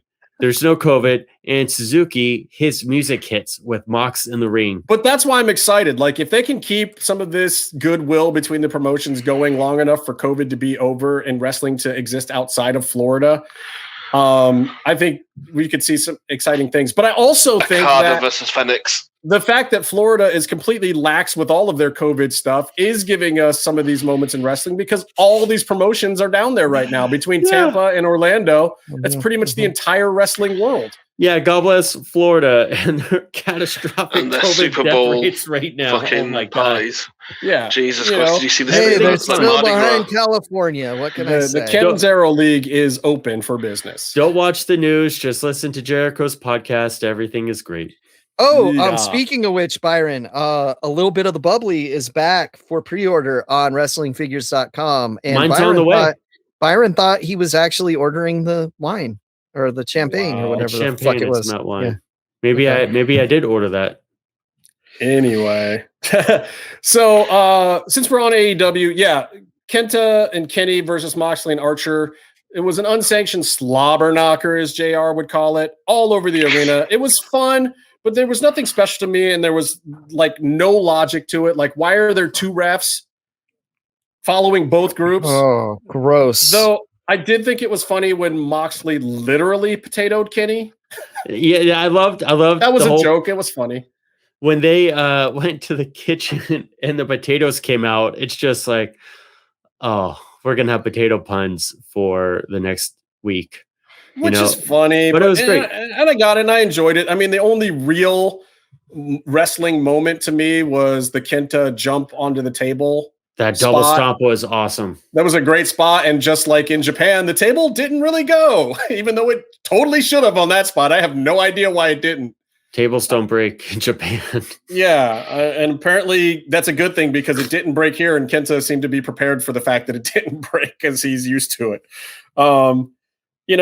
Mox with the barbed wire back gets the save. Good Brothers, Magic Killer on Archer, blah, blah, blah. Set up Archer for the one-winged angel, which was kind of cool to see the team up on it. Anyway. Yeah, that still got Archer over. I think so. Better than the previous week. But let's be honest. What was missing from this headlining match? Phoenix. Always the match with Phoenix last week was so much more fire, period. Yeah. I don't know. Did you guys see Penta do that rope flip on his Twitter, man? He's ready. He's ready. Yeah. You saw that? Jack Evans said it was a body double. Jack Evans double cheeseburger. Jack Evans puts a pillow in a shirt and does content for Penta's Twitter. But I mean, to be fair, you're comparing Archer to Phoenix. I think Archer is still a wrestler of potential. No. Not comparing them. No, there's no comparison. That's I would have much lesser expectations. Like Archer's great, but he's still more potential than he is realization. I fully felt that Archer deserved to be in that spot this week, and I fully feel that they're doing the right thing with him. I'm just saying, if you wanted that whole situation to be more fire, you had to figure out how to get Phoenix involved. Yeah. Archer wasn't misplaced being there. It was misplaced not also having Phoenix involved somehow. Because that was the fire for last week. I mean, it took every guy in that match last week to a whole nother level. Quickly, I want to hit a few more things because we got to let Casey go shortly here. With AEW going backwards, since we started at the top of the card, we got Thunder Rosa, Layla Hirsch. Look, the real message here is that Thunder Rosa is not gone. She is not leaving AEW anytime soon. She's setting her sights on this tournament. She's setting her sights on the champion. She's still setting her sights on Britt Baker. I love that she cut that promo and that she is the only one of these women that is announcing that she is in the mix for all of this. The only thing she is staying away from is the women's tag belts. Thank God. It's so great. When her music hits, and she comes out through the tunnel with the flag behind her, and she talks some shit into the camera. It's just she's a superstar. She's great, and And she looked like a star, and the fact that they gave her a picture-in-picture promo during her match was fire. Was great. You almost have to keep up with the presence that she has on TV, ever since her first promo on AEW. But the thing is, I like that they did it in a non-conventional way for the format of what they've been doing with everyone else. Like each star having their own way of getting over and using different TV production techniques to do it. That's fine. Yeah. The best friends want to hug and do silly segments. Let them do it. Kenny wants to go play golf and do a golf segment, old school WCW style outside segment. Great. Let him do it. It totally works. If Thunder Rosa is a picture promo where she's just getting heated, great. If I may, for a moment, the hole-in-one, Barry Darsow, one of the greatest men that ever lived. And with that, I am leaving this show because I didn't watch AEW. I have nothing to say. I'm going to watch. No! 30 seconds. I wanted. Okay, well, he's wrong because. Well, Casey, give us a Bloodsport report next week.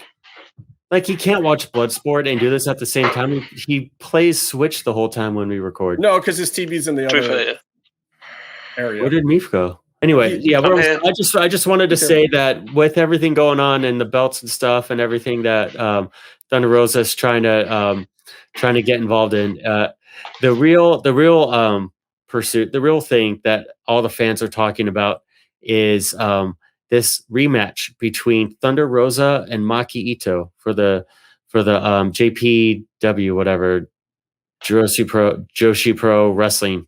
Joshi Pro Wrestling. Something. There's another letter in there.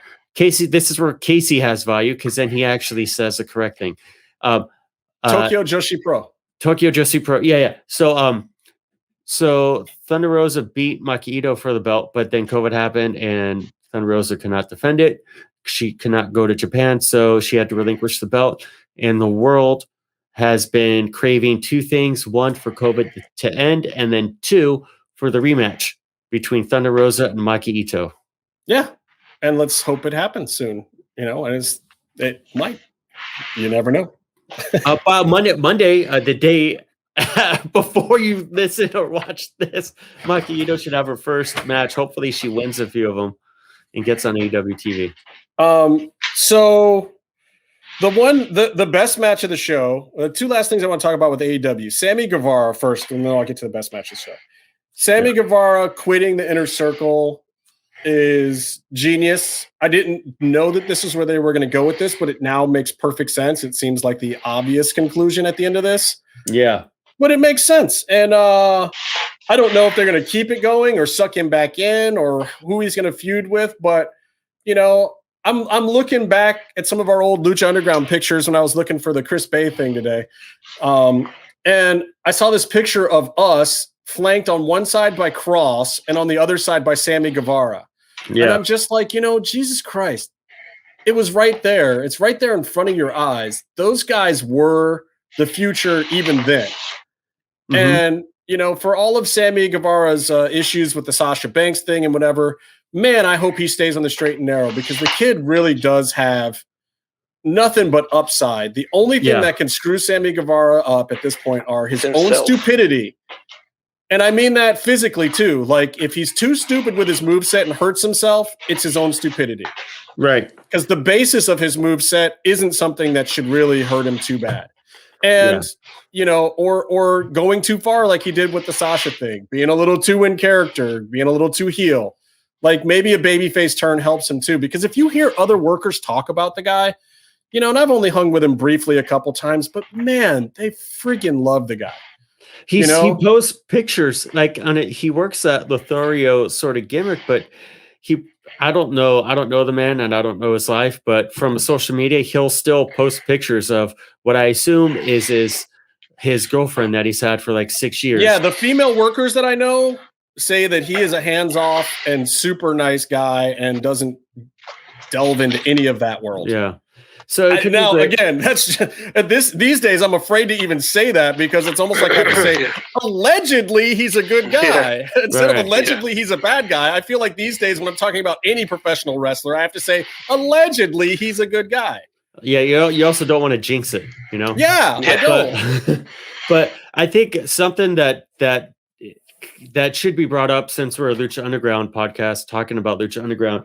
He was a reserve brought in to season 4. Correct. Right. We've sort of talked about this, but in what makes it relevant to right now is like he was a reserve brought in with his own hype, with his own work ethic, and others were brought in too to fill in matches that like Dante Fox was supposed to be and AR Fox was supposed to do for a few weeks. Dez was one of them. MSK's Dez, and did not fare the same as other people at all, and they decided not to use him very much. And Sammy put on high caliber matches, even like he lost to Jack Swagger, but he had a phenomenal match, and he ended up being in the mix and a main character in the show. Yeah, they put more stuff into his wheelhouse towards the end there, towards the last couple of tapings. They tell him to keep coming back, and he kept coming back, and he kept putting out and doing great stuff, and he even helped Thunder Rosa a ton too.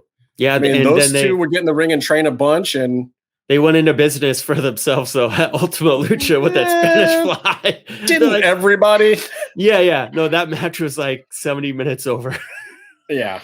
I blame everyone who was in the Battle Royal, including AR Fox. In a dark match where everyone went into business for themselves for like an hour and everyone is already dying and sweating in the bleachers. Lovely. But yeah, I wish him the best. And it just makes me, it makes me happy for a few years back, 2-3 years ago, when we were seeing a lot of these performers, to see where they're at now, to see where Cross is at now, to see where Thunder Rosa's at now, to see where Sammy Guevara is at now. A lot of these guys, even Santos, and he was a bona fide superstar, but, he came on this show at one of his weakest moments of like, crap, I just left AAA. Yeah. I just left behind everything I know as a wrestler. Lucha Underground is gone. Holy shit, what am I going to do? And then you look at him now, 16 months later, holy crap. Yeah. He's at the top of the business on one of the top shows in wrestling. Well, and he had no clue that he was going to end up there at that time. One thing sort of going against him in appearance, probably appearance only, was that he, as his, I don't want to say native, his original gimmick, not the Cuerno, but the Phantasma gimmick, wasn't a real North American or America product. Correct. And then he's trying to leave AAA, one of the largest companies. So you're getting, when you're doing a move like that, you're getting a lot of from the brass of AAA probably telling you how little your worth is without them across the border, Right. And so I think, between losing his mask and losing Lucha Underground and then losing AAA, it was a considerably rough time for the guy. Yeah, but I think it was like an appearance only, because you look at where he's at now and it makes a lot of sense. Hey, and we told him we were prepared for bookings going for a while. Is he going to meander on the indies? And then it became NAS it was like by December, September kind of. Yeah. Which is when he obviously moved up. But like where he's at now, that's the caliber of pro wrestler that he is. So that he always was. Always and now was. He just gets to, but that's part of why he's got the belt now. He's had it for a while. He's still going to have it probably for a while. And he's going to be a top guy there because he was 110% prepared for it. And you saw the way that they booked him at first, where you could tell they didn't know that he was prepared for it. They didn't know the caliber that he was. They knew he came in with the lineage. They'd seen his stuff before, but they have other guys like that too. And they just, I think they doubted whether or not it could get over. And then when he made the switch, he briefly went back into the mask and then made the switch to the Santos Escobar thing and the Legado del Fantasma. That was well played. And at that time, don't forget, we're looking at Cross like, oh my God, they're letting him come in doing his gimmick. He's going to be huge. But there was Santos quietly just doing his thing, and it was working every single minute, So and he wasn't worried about it, and shouldn't have been, because he's super solid. All right. So the best match on AEW this week was Darby Allin and Joey Janela. These guys, so good. Because of Sting. No, that's definitely not why. It's because of the fact that they were allowed to go out there and be the PWG versions of themselves for a night. It wasn't the full PWG, but people forget that part of why everyone wanted AEW in the first place was basically to have PWG as a major promotion. That's what it was. You got the and that's what they lost half the time. Can you imagine if we could have watched commentary? Tony and JR just like looking at Excalibur the whole time, calling a match he's called like 1,000 times. But I mean, that's what made it fun. That's what made it good. It gave everyone a chance to relive a large portion of where AEW came from. This is the roots of AEW, and it should be. And they've got to remember that. They've got to include these elements, especially when they're using these guys, and give those fans what they wanted. PWG hasn't happened for like 16 months or something stupid. Yeah. Right. Yeah. And it's just, and it was a good technical wrestling match with psychology. They worked the arm, they did the fucking Ric Flair bridge out of a pin into a backslide and they also spot. did 4 more spots than they should have at times because it was still a PWG indie style match. Yeah.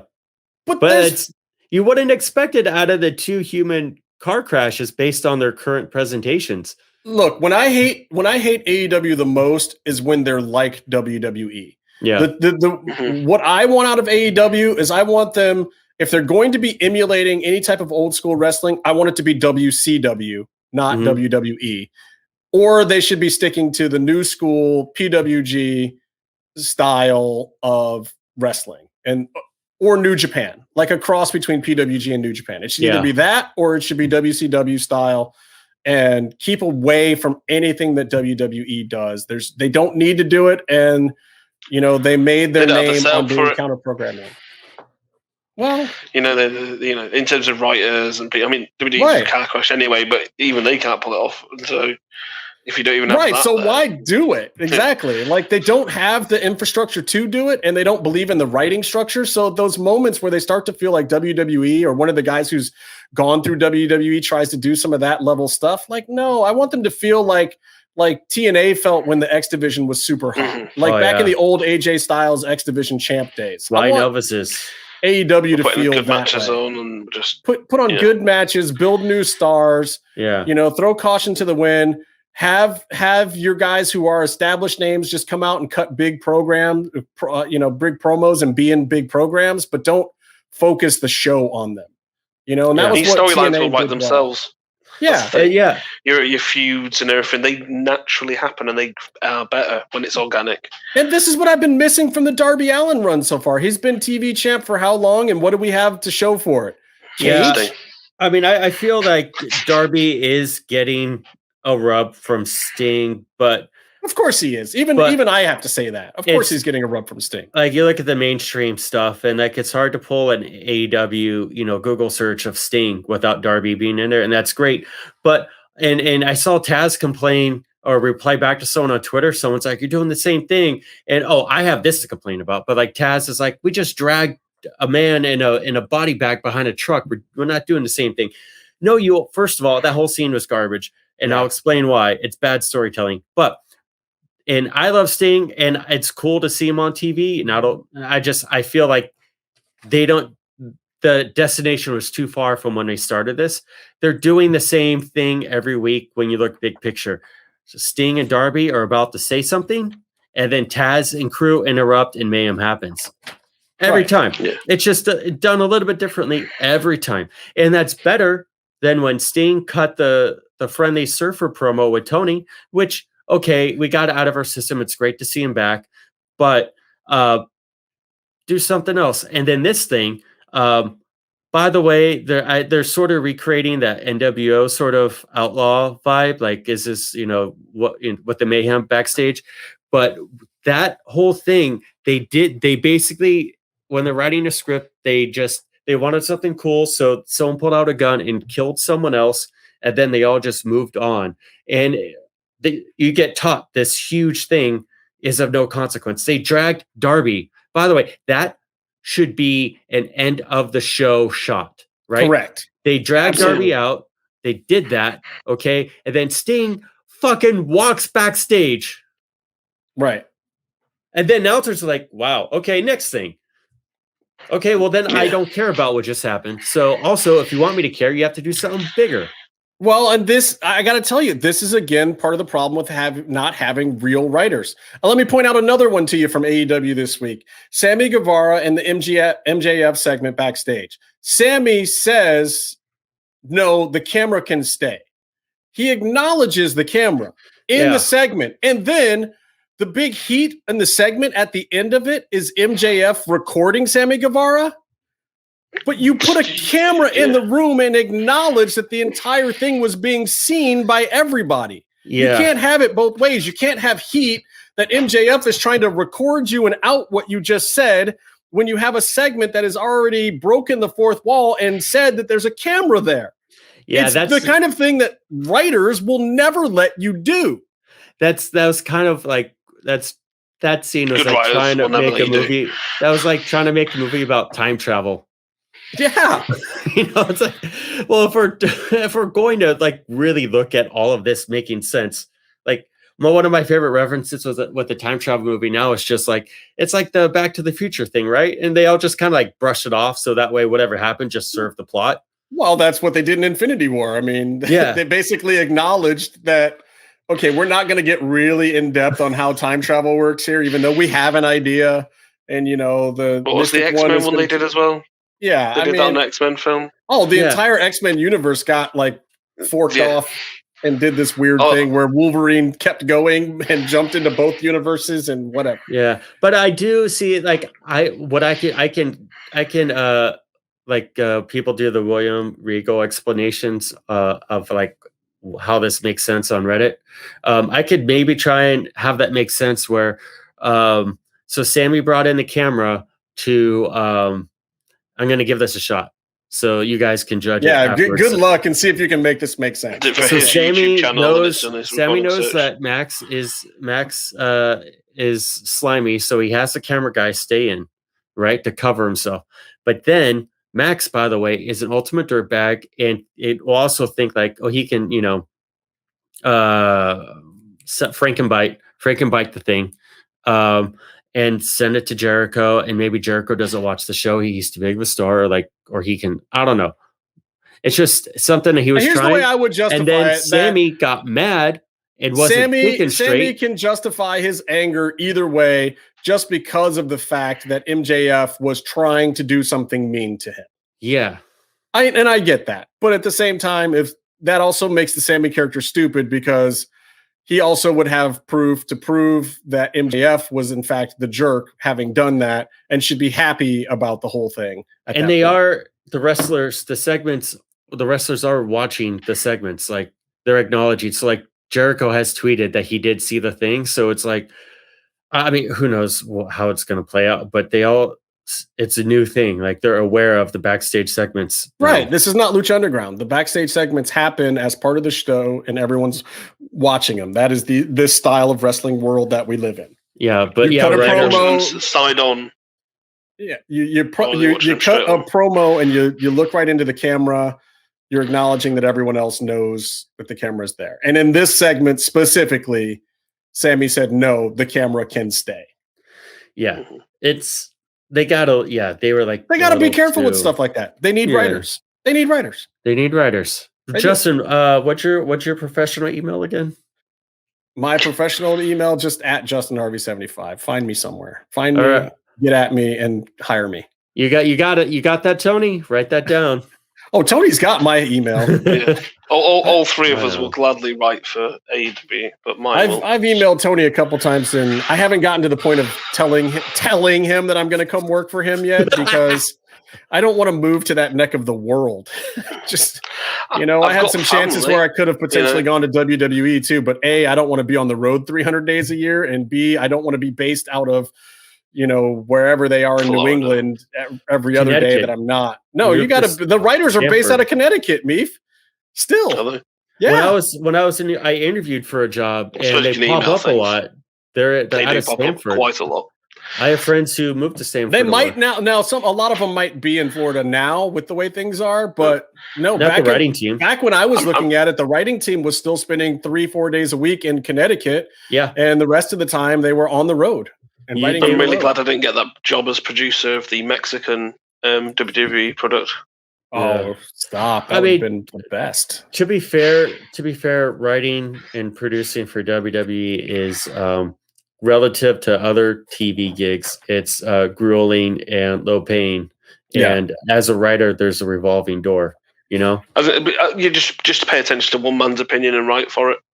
You'd be fine. Yeah, I don't want to talk too much about WWE this week. Not a ton going on, though. I do think that it's interesting with Ray and Dominic still that they are getting. I think they're getting the rub because WWE has some serious interest in the Latin market. So we'll see if it keeps going.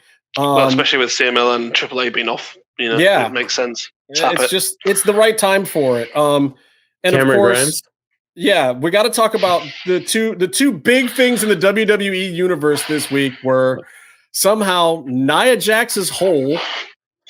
Which one we don't know.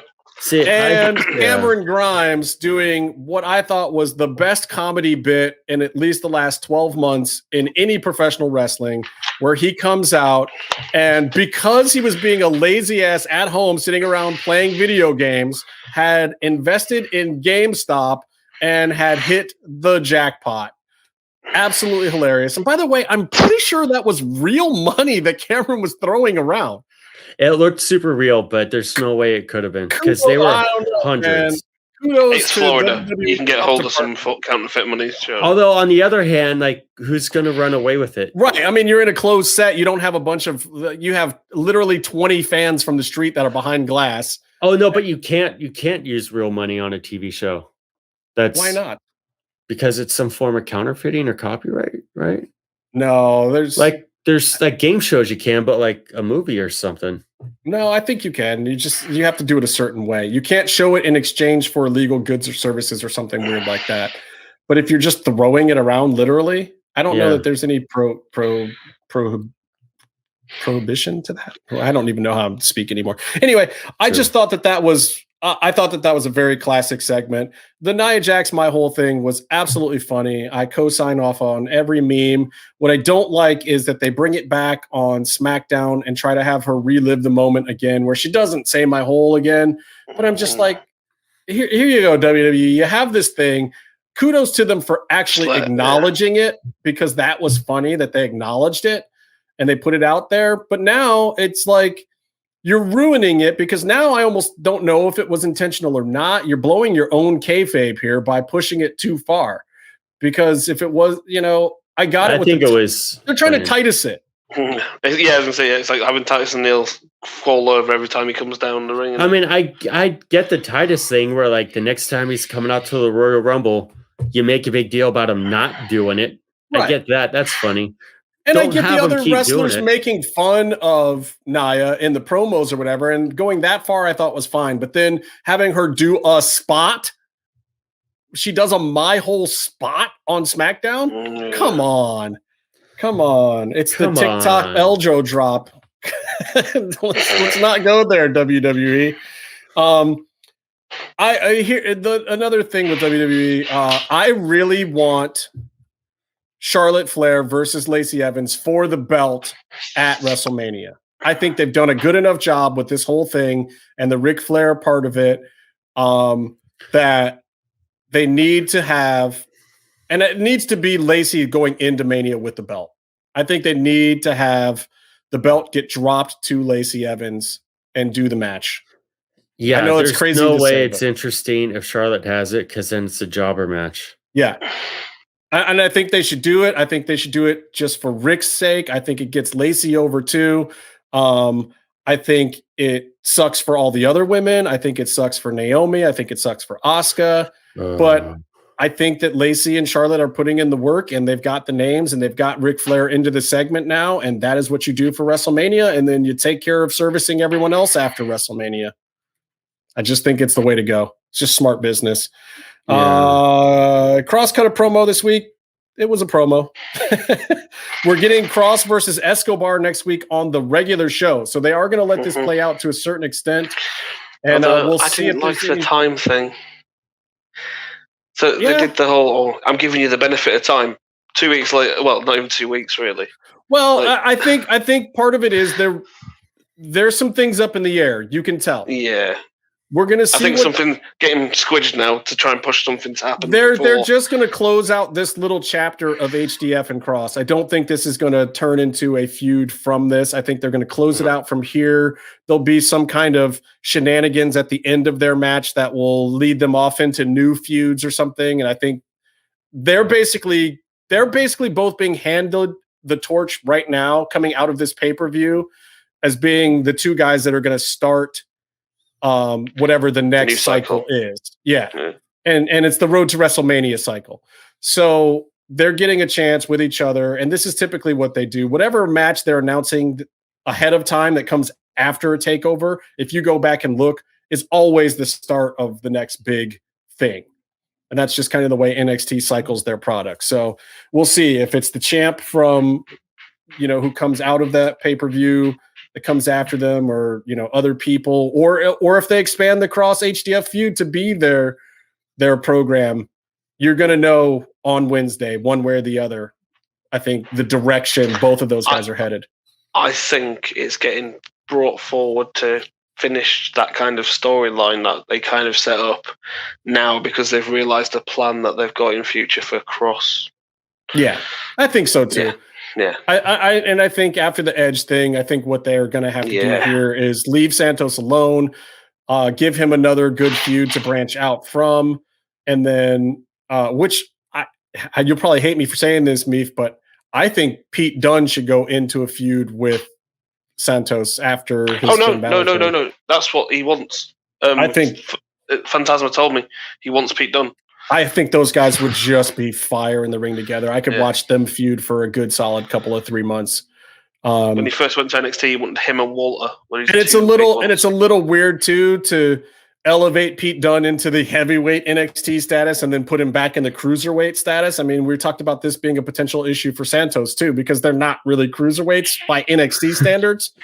They're British heavyweights. Yeah, so we'll have to see British heavyweights. We'll have to see how it wins or how it goes. MSK looks great. I don't know about the Grizzled Young Veterans as their opponent, but man, the Grizzled Young Veterans match was awesome.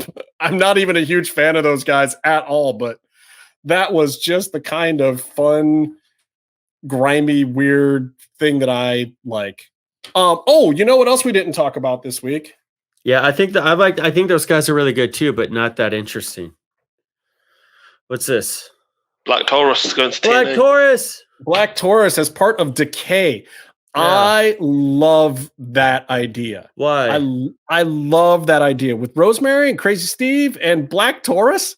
Yeah. Like, that's They've now awesome. got a supernatural creature in their midst. You've just got it's just this weird mishmash. It's all the dark stuff. Taurus came out and looked phenomenal with that little quick moment that he had. He's great. It's weird. It's different. It's eye-catching. You can't not be interested in it. And Impact doesn't have anything better going on. We were talking about how they're not even as good a show as MLW half the time, but I think that's one of the things that could help. Wasn't Black Taurus on MLW recently? Yeah, I'm sure. Yes. Yeah. But again, yeah, let's see where it goes. Let's see what they do with it. Let's see if it's a great debut. I think it's a big piece of news in Lucha Libre, and I think that he's getting exposure at a time when he's not going to really get it anywhere else. And the guy's good. He's good. He's huge, and he can move, and he does something different than a lot of other people, and it's an interesting gimmick. And see where it goes. I'm all for it. Cosign. So until next time, stay calm and stay in the mix. No, we have one more thing. Penis. Okay. Well, but in case we don't ever get to the other thing, you can always have that. I mean, so yeah. No, can we do some dead air for a little bit first? Dead air. In case anyone is wondering if they want to keep listening, now they can decide not to. Wait, I think did Justin freeze? No, he's doing it on purpose. No, because the background's still moving. I'm just really good at that. Anyway, look, come right back. We're going to talk a little bit about some of the other events from this weekend in a segment that we're not recording today, right after this. If you're listening to this and you haven't visited luchacentral.com, it's time to do it. LuchaCentral.com is the online home for Lucha Libre, where you can get all of the top news in English and in Spanish. Find the best curated video content and original content not seen anywhere else. Find when Lucha Libre events would be happening in your area. Find photo galleries from top photographers covering Lucha Libre around the world. from weekly polls to annual awards. Seen and read by top executives in all of the major Lucha Libre promotions across the globe. And on top of that, it's free. LuchaCentral.com, your centralized place for all things Lucha Libre. And we're back. Byron, why do you want to eat gravy? What? Why do you want to eat gravy? Biscuits and gravy. We're here to talk about. Okay, so here's what happened, everybody. Gravy, my God. We left here for 2 days, watched some more wrestling because there was a crap ton of things on this weekend. And then during that time, Byron stuck a straw into a jar of gravy and drank it. Nope. What do you mean, no? I did not do that because I am. You're a slender reed. What is it? I'm cutting. I'm in a cutting phase right now, so I'm not eating sugars or carbs unless it's a Saturday or Sunday or Friday night. Well, I'm pretty sure that drinking a jar of gravy falls into the category of bulking and not cutting, Byron. Well, yeah, so I'm not drinking gravy. It's cutting out vegetables. Talked about gravy, and so I got hungry. Well, anyway, again, is your stuff really gravy? Because yeah, I still have the way I make it is, man. I make some. I've seen your gravy. It's grey, isn't it? Usually the color. There's different kinds of gravy. No, I'll make it any color you need, man. I do literally a dark brown gravy, a brown gravy, a light tan chicken gravy. I do a white gravy, and I also do a red gravy. You ever had the red gravy, me? Of course. Well, tell us about it. I told you the story about it once, but we're not going to that. All right. I think that's the story we're sharing. First of all, I don't know if you guys watch UFC, but there's so many events on Saturday. I watched some of UFC. Pretty amazing. I love Macy Barber getting clowned a little bit, even though she wanted to be the youngest champ in the world. She's taken 2 back-to-back losses now. This one was much closer. Interesting fight. But the one, of course, that stands out is Kamaru Usman versus Gilbert Burns. Kamaru is a homie. I will profess to that. So, but it went down. I was talking with J-Man of Last Real Heels fame last week about it. And he was just asking me about my thoughts about it. And I said last week, I was like, I expect Usman to lose the first round. I think that Gilbert is going to come out super strong. He's going to put it on him. And then Kamaru's going to stand at range, let him gas out a little bit, look for an opening, and take it to him for the rest of the fight. And it didn't take a whole lot of the rest of the fight because that was exactly kind of how the first round went. But Kamaru hung right in there with him and maybe even won the first round. I don't know. I feel like Burns won it. But then Kamaru, greatest coach in the world right now, Trevor Whitman, tells him in the corner, like, dude, your jab made you a champion. So Kamaru listens to it. It gets in his head. Good coaching is not about like barking instructions and yelling at dudes. You know, he just told him very calmly, like, dude, your jab made you a champion. That got in Kamaru's head. He went out there. He put the jab right down the pipe. It opened up a world of things. And then next thing you know, Kamaru looks like a beast that you never want to be anywhere near. The guy is a freaking nightmare. That's all I needed to say about UFC. I just had to get it out of my system. It was a great fight, but there was tons of wrestling on Saturday and Sunday too. What'd you guys watch? Josh Warrington lost in boxing as well.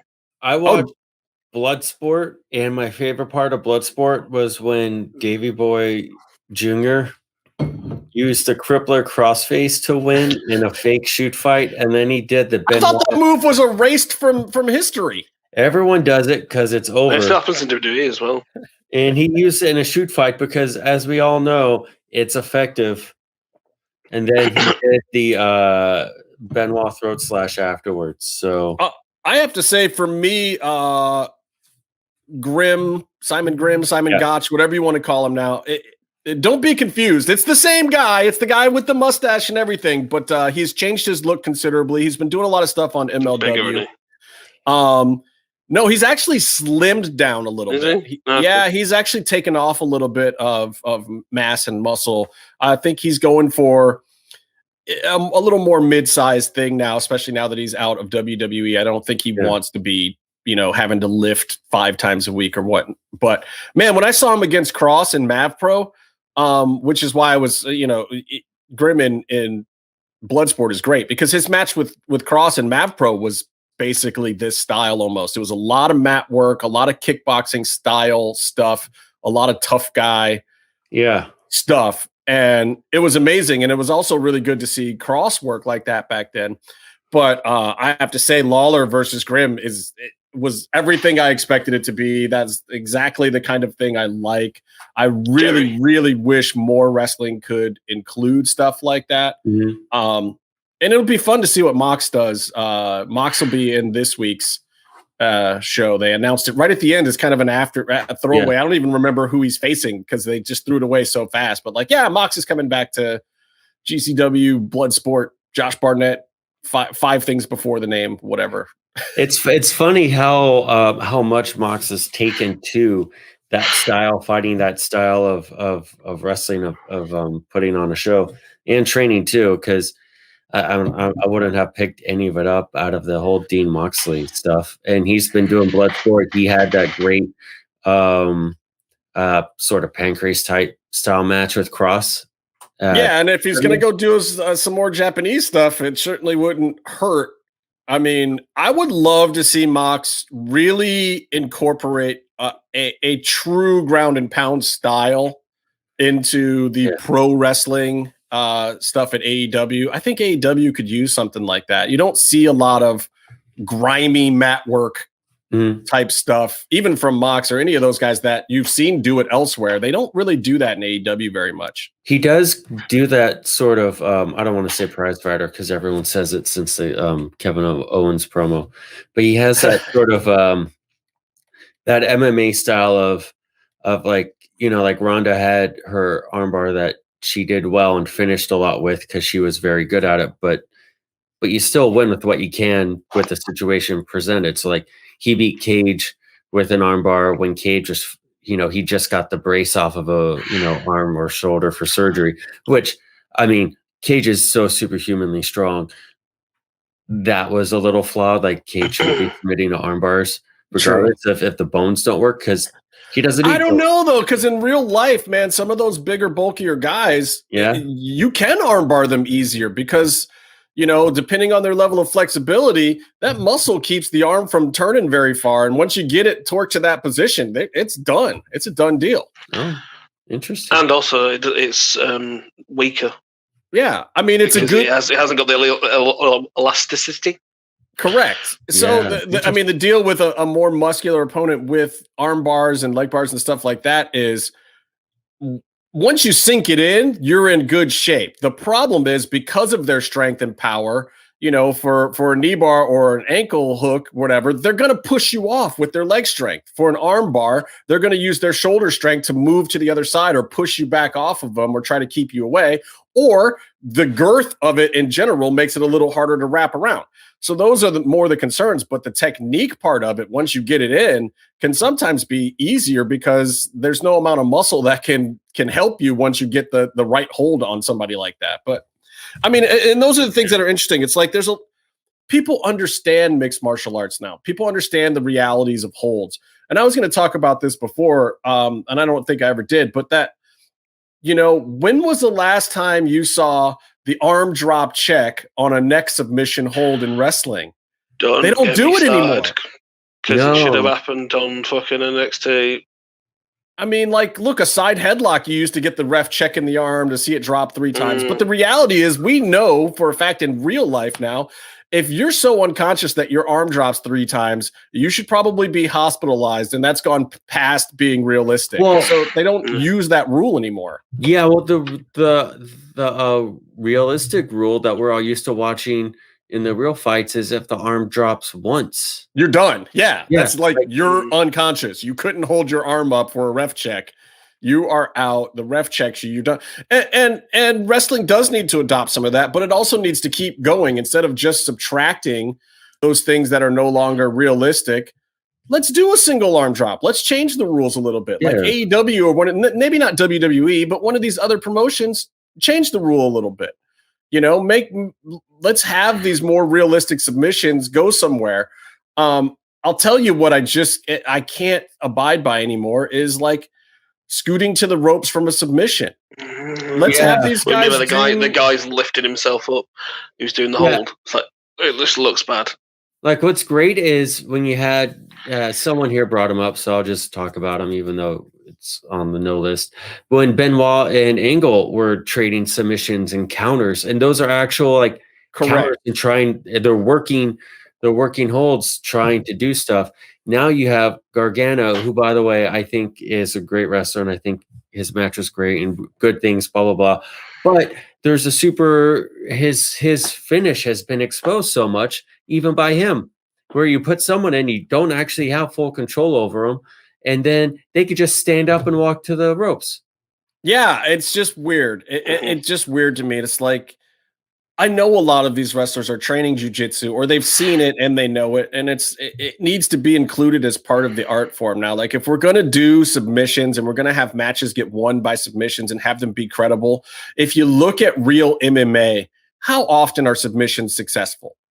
It takes a lot of work. There's a lot of counters. There's a lot of things that go into it. Like, wrestling has figured out what to do with the triangle choke now, finally. It's like, yes, a slam might get you out of a triangle choke. Not a whole lot else. Once you're already in there and that arm is in, if that person gets their foot locked underneath their knee, you know, and the announcer should be saying stuff like that too, of like pointing out where the point of a good submission is. Like, hey, if they get it locked in like this and this and this. And we should know that for people, especially submissions, even if they're the unrealistic ones. You know, just invent something, write a story to it. Talk to us like the sports fans that we are, because everyone watches MMA now. People know these rules and how these things work. You can't treat us like we're dummies. Yeah. And also there's suspension of disbelief. Tell us the rules of the world you're creating so we know. Correct. Follow. And that's what Bloodsport does, you know, just finishing up with Bloodsport. I think that's what Bloodsport does. They give you kind of the rules of this world. They put your expectations in a certain light. I don't think Barnett was very exciting on commentary this time. I was hoping for a little more from him. He was trying to be a little bit too much the professor, but without a crowd there, I think he needed to get a little more animated and elevated. Even with UFC, like, oh my God, listening to Daniel Cormier, after all these other people, Daniel Cormier has become very, very good at his job. And it's because he's a student of the game. He's studying tape, and he is genuinely excited about the matches that he's watching. And it's infectious. I was watching some of those prelim matches that I could not have cared less about. But when Cormier tells you, like, oh, this kid's been in the gym and he's been working real, real hard, and his mama's got 3 jobs, and he's coming out here and he's looking to shoot that takedown, and he's got this left hand. It's like, all of a sudden, I know more about the match. I'm completely informed, and I'm caring about something that I could care less about purely because of him. We need more of that in wrestling too. Like on Impact, Jesus Christ, I love Stryker, but he is not making me excited about anything that is happening there. They got to bring down. A bit like when we had Tanay in WCW when he's giving info. Oh man, okay. Let me talk a little bit about this Impact pay-per-view. I got a little bit of Impact news after the pay-per-view talk. All right, so but there's not a lot to say about this pay-per-view, by the way. So also, you know, Impact had a pay-per-view on Saturday. It was a birthday party for Tommy Dreamer. Probably should have been a birthday party for Chris Bey. Love Tommy Dreamer. But the thing I'm going to say most about this title match, like, okay, he worked the dislocated fingers angle or whatever. That was kind of fun. But Jesus Christ, if you're going to put Tommy in the main event, this is where you should gimmick a match. Why is Tommy Dreamer in a straight wrestling match for the title against Rich Swann? Age 50. 50th birthday. Like, look, and people are like, oh, well, Terry Funk did this and this at such and such an age and this and that and the other thing. It's like, no, look at the matches. They were all gimmick matches. When was the last time anybody saw Terry Funk in a match that wasn't gimmicked? He was in his early 40s, maybe. Yeah. He literally started his WWE run with a chainsaw. That's what I'm saying. It's like, I love you, Tommy, but like oh my God, it was taking him longer to get up at times, and rightfully so. Like, look, let the man get up. Then entire matches that had been on the card. And it wasn't bad. It was still interesting. There was still story there to it. Rich did exactly what he was supposed to do. Rich knew how to slow it down and make it look credible and to look like he was gassing a little bit when clearly he wasn't. I mean, it was they did their best to try to have a regular wrestling match with a slobber knocker kind of style to it. But come on, man, like anything, just make it a chairs match. Just like add one element, a strap match, a barbed wire bat on a pole match, anything. Setting up a ladder takes time and keeps the story going without us just watching Tommy Dreamer breathe like he's got a donut for a respirator. When's the last time you think he ever did cardio? In that match. That was it. That was the first and last time in the last 5-6 years. And I get it. Tommy deserved every bit of that, and he's there to put over the other talent. I didn't expect him to win, though a win would have made it interesting. I like how he does the RKO, and he jokes about how when he does it, it's definitely not from out of nowhere. It's the RKO from right here. I liked the Jake somebody thing too. He was one of the deaners for a while there, and now they've kind of, maybe it's just the fact that he's up against EY's faction that is kind of putting it over to me. But I found that to be more interesting than any of the stuff that happened in the women's division or tag divisions or any of the other things. Like Good Brothers retaining was a stupid idea in my eyes, but I don't think they had a choice. There wasn't any action. None of the belts really changed. Nothing major happened, except in the X division.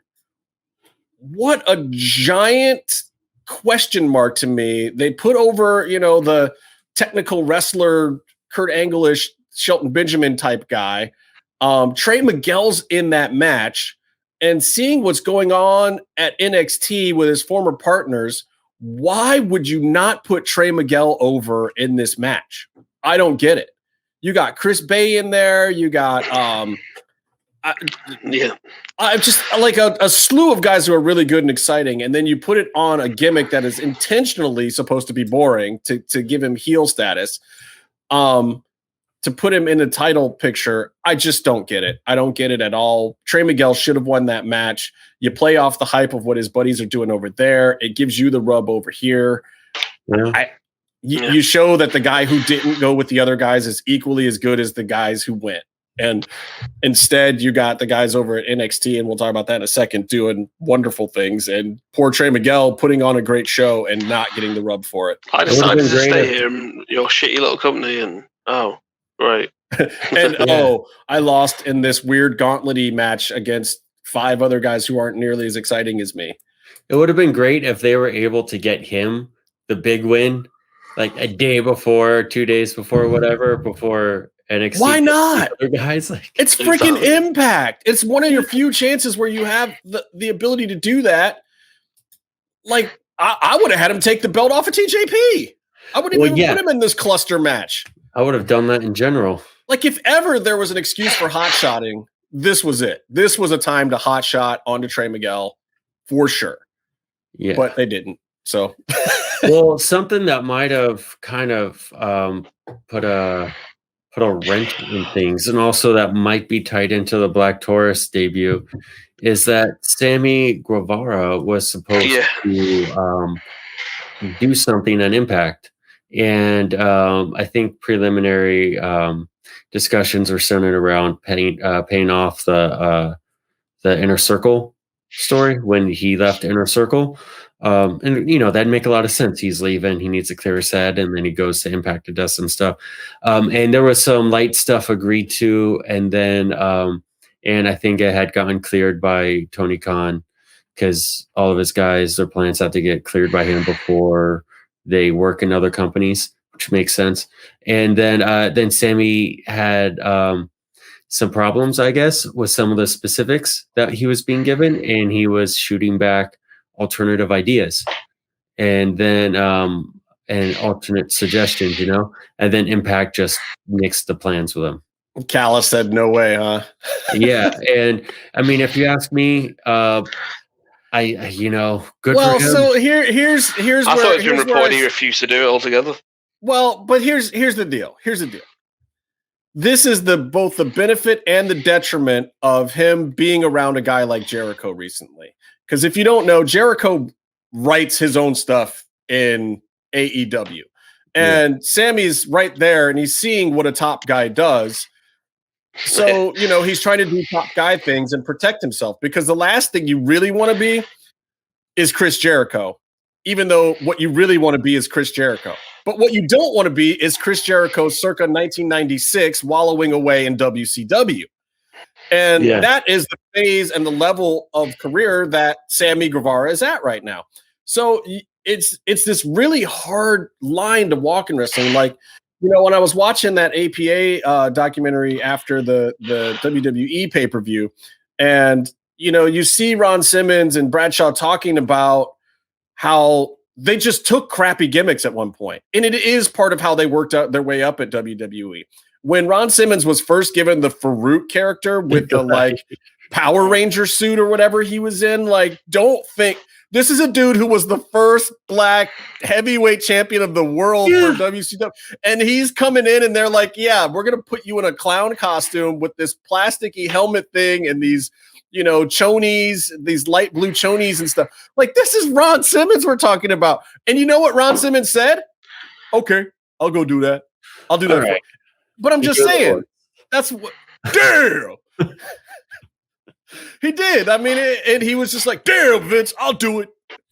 But that is part of the game. And then a lot of guys realize that if you don't speak up at some point, you don't get anywhere. And there's this weird line that you have to walk, though, of putting in ideas and trying to be suggestive and helpful about how you can best portray what's going on.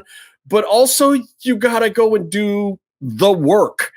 They call it work because they want to try something. You have to put effort and time into it. And then eventually the work starts working. Mm-hmm. And that's what happened. That's what, you watch that APA thing and it's like you realize at some point in time, those guys had been turned into jobbers. They had been totally minimalized. They did the acolyte thing. Things slowly started to work. And then all of a sudden they turned that into APA, let them be themselves, go out and drink beer and be the jerks and dickheads that they really are, the locker room terrorists that they are. And they let them take it to the ring. And yeah, guess what? It got over with the fans because they finally had a chance to do something in character that was part of who they actually were. Sammy's got to have to go along with the flow long enough to find the moments where he can do that. And he was doing that well in the inner circle. He had a guy like Jericho believing in him and letting him do some of that stuff. And now he's got to branch out and find ways to do that on his own. And it's going to be tough. He's got 3 of the hardest years of his career in front of him, and he's gonna have to figure it out. It's not easy. I wonder if he's like, oh man, this is what Impact's planning. And Jericho, especially being buddy with Callis, Jericho's like, that's fucking stupid. And that's the thing.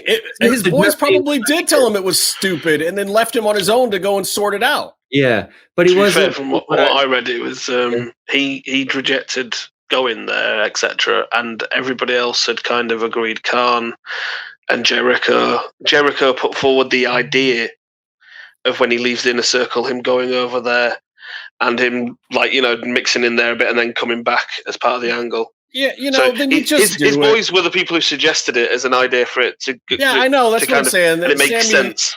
Sammy should just go and do it, And it's like, even if the way you come in one week isn't exactly the same, you go in there, you do it with a smile, and then you say, "Hey guys, that didn't really feel great.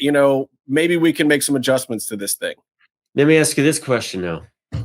On the flip side of that, yeah, looking back at what they did with Kazuchika Okada and what impact TNA's done with a lot of people, Sammy is at that precipice of his career where he should be launching into some sort of stability as a star, and but it can go both ways. And if he goes to Impact and he has to lose a program to some dork like TJP on a minor league program, how does that what happens when he comes back to AEW? But here's the thing. You gotta not worry about whether or not you're going over. What you have to worry about instead of going over is getting over. And as long as there's a program and they're focusing on it, it doesn't matter if you win the program. You could go out there and job for 5 weeks straight. If you can get over every time there's a mic in front of you, every time there's a promo, every time you get a chance to show off in the ring, it doesn't matter. And that's the secret trick to wrestling. Has anyone looked at the career stats, the win-loss column for Ric Flair recently? Or Chris Jericho for that matter? Or Kevin Owens? Like, look at what some of these guys have done, but look at their careers. Like, getting over is not the same as going over. You don't have to go over to get over. Now, it helps with certain gimmicks, like if you're a Kevin Cross. Kevin Cross is the type of character that needs to go over to help the idea of what you're doing with him get over. Sammy Guevara's not that. Sammy Guevara can go out there and do crazy things in the ring. Like Ray Phoenix, what's his win-loss record? He doesn't need to win a match to get over. He doesn't. And that's the thing. Like, Sammy's got to look at that and just say, okay, like, more what I would be concerned with than who he's working with is what's the angle? What's my inroad? How do I get this over? What are you guys looking for? What's my camera time like? You know, what's my ring entrance? Where, you know, when can I get on the hard cam in the middle of the match? When can I do this and this and this? Can I get this spot in? Can I do the standing Spanish fly through a table in this match, even if I'm going to lose? Like, help them figure out how you're going to lose. Don't worry about the fact that you're going to lose. You know? Yeah, but I also mean more like working a lame Impact story that just make it not lame. Story. Yeah. Make it not lame. You can make it better. What he's trying to do, though. You know, I look at, I don't know. There's so many people that have taken a lame character and a lame spot and gotten it over. And he's such a talented guy. He's very charismatic. People like him. Like, use your charm. You loved Emma, didn't you? The lady with be the snake smart. arms. And maybe part of it is that is like, he's a guy who's used to showing up and kind of going with the flow and do it. Like, he's got to learn how to use his intelligence outside of the ring. Mm-hmm. That's it. He's maybe tasted the that side of the locker room, and now he wants to stay there. And there's ways he can. He's in a great position to do it. All right, so let's talk about another guy, because one of the biggest things I thought was interesting about NXT happened before the show even got started. Holy crap! Here comes Eli Drake. Yeah, you've heard me talk about Eli Drake on this show, and I will profess to know nothing about the guy personally. I know people have said he's a dick in the locker room. I know people that said he is a class act and he's a wonderful guy. I don't know, and I don't care. All I know is every event I've ever gone to that the guy was at, he was so over. Like, the heel heat was amazing. He put on a great show in the ring. Like, I have been a fan of just the entertainment forever. And who knows? I don't know if he Me Too'd the heck out of somebody or some garbage is going to get pulled out of nowhere. I don't know. And I'm not judging him based on that. I'm purely judging him based on what I've seen in the ring, in person, or on TV. And I love it. There's not been a minute where I haven't loved it. I agree 100%. We saw him we saw him live at FSW once. Oh, so good. And he, like, it was like him and Disco were the only people who could actually get a pulse out of the crowd. And here's the deal. Everybody in the crowd knew who Disco was and he got heat without having to try. I would say half the crowd had no clue who Eli Drake was. He came out, did a half a spot, and healed the entire crowd, old school style, in seconds. He's great, and he's going to immediately outclass every single person. It's going to be, the same story all over. I really want to look at. I want to look at him and Santos Escobar. I think him and Santos would be great. Him and Cross would be great. I think him and Dexter Loomis would be great. I think he could work a program with To the Moon guy, Cameron Grimes. He can work with anyone. He was at NWA doing tremendous character work there. And his body size is in between, isn't he, as well? I would almost pair up Eli Drake with Cameron Grimes in a faction or together. That would be hilarious, because Eli Drake just being so over it all the time. Like, I know they've tried gimmicks like this, and they were trying it with Spud for a little while, but like, imagine Eli Drake and Cameron Grimes doing that bit. Yeah. By the way, it's a travesty how missable Drake Maverick's segments are now. It's horrible. But I mean, it's I got a kick out of it for a little while. Least, but yeah. And at happens. least he's getting on TV now, but it's sad how much they've devalued him as must-watch TV. But in NWA, they had Eli Drake paired up with James Storm, the cowboy, who drinks a lot of beer. And it was a similar dynamic to the Cameron Grimes, where James Storm, was odd couple. Right. He was the guy who's a little bit looser. And then Drake is like the guy who wears a suit to work. Except put him with a guy that can actually work, where they can have some in-ring storytelling as well, and you got a whole nother ball game. Yeah, it's great. But it should be mentioned that he left Impact a while ago. I don't know if he was also at the end of his contract, but they were about to put him in a match with, I believe, Tessa when she was doing her run when she became the champ, and he didn't want to do it. And I'm all about things being equal and blah, blah, blah, intergender wrestling. Just it's the same as movies and stuff. But he had this strong point because he's a body guy. Right. And he's like, you wouldn't have her compete you wouldn't have a wrestler of any gender of her size have a competitive match with a wrestler of my size. Right. So what's the angle? What's the gimmick? And here's the thing. And here's the thing. I don't necessarily agree with him, but I will say this. He didn't seem to lose very many friends in the back from that. Yeah. I feel like there was a little more to it, too, that it wasn't just that he was going to put her over in some fashion, but how he was supposed to put her over. Right. And the fact that she also wasn't playing ball with people in a lot of ways, and he had been up until that point. So, there's two sides to every story kind of thing. I feel like the truth is in the middle. And again, it didn't seem to really hurt him overall. No. He basically, after that, took his time and went to NWA to kind of hang out for a bit. Yeah, regroup. He was going to go to WWE, but he's going to WWE was always on. He's never a guy that's had any trouble booking stuff on the indies, and people seem always happy to have him. And again, he can turn an indie show into an event pretty quickly. The name LA Knight. What do you guys think about that? I think if you're a Photoshopper, it's a fantastic because you can Photoshop LA Park's head onto Michael Knight's body. You can, you can do the Knights of Knee from Monty Python. There's so much. Knee. I don't bring forth the shrubbery.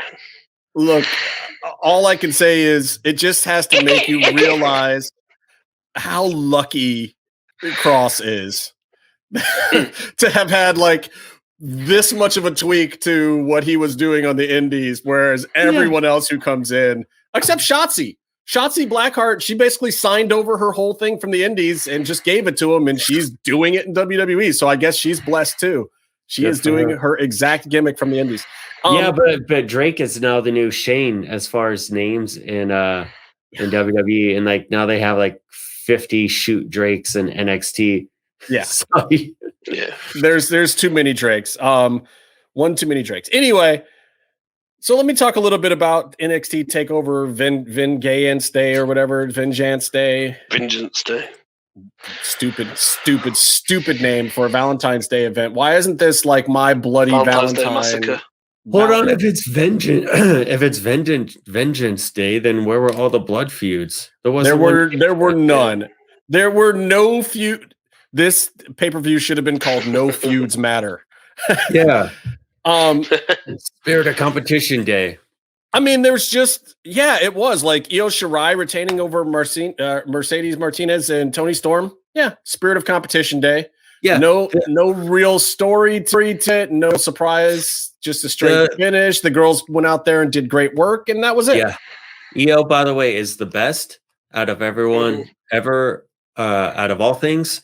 But I also felt that making that a three-way really took away any kind of quote unquote Jim Ross personal issues between the wrestlers. Made it very impersonal. Absolutely. It made it very impersonal. It should have been, I don't know why they didn't go with Tony versus Io, but I think they felt like that would take too much off of Tony to keep it on Io and just have Tony in there. So then they should have just gone with Mercedes. I don't know.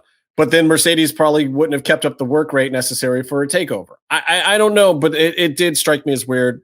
The Shotzi and Ember losing to Raquel and Dakota too. I like Shotzi Blackheart.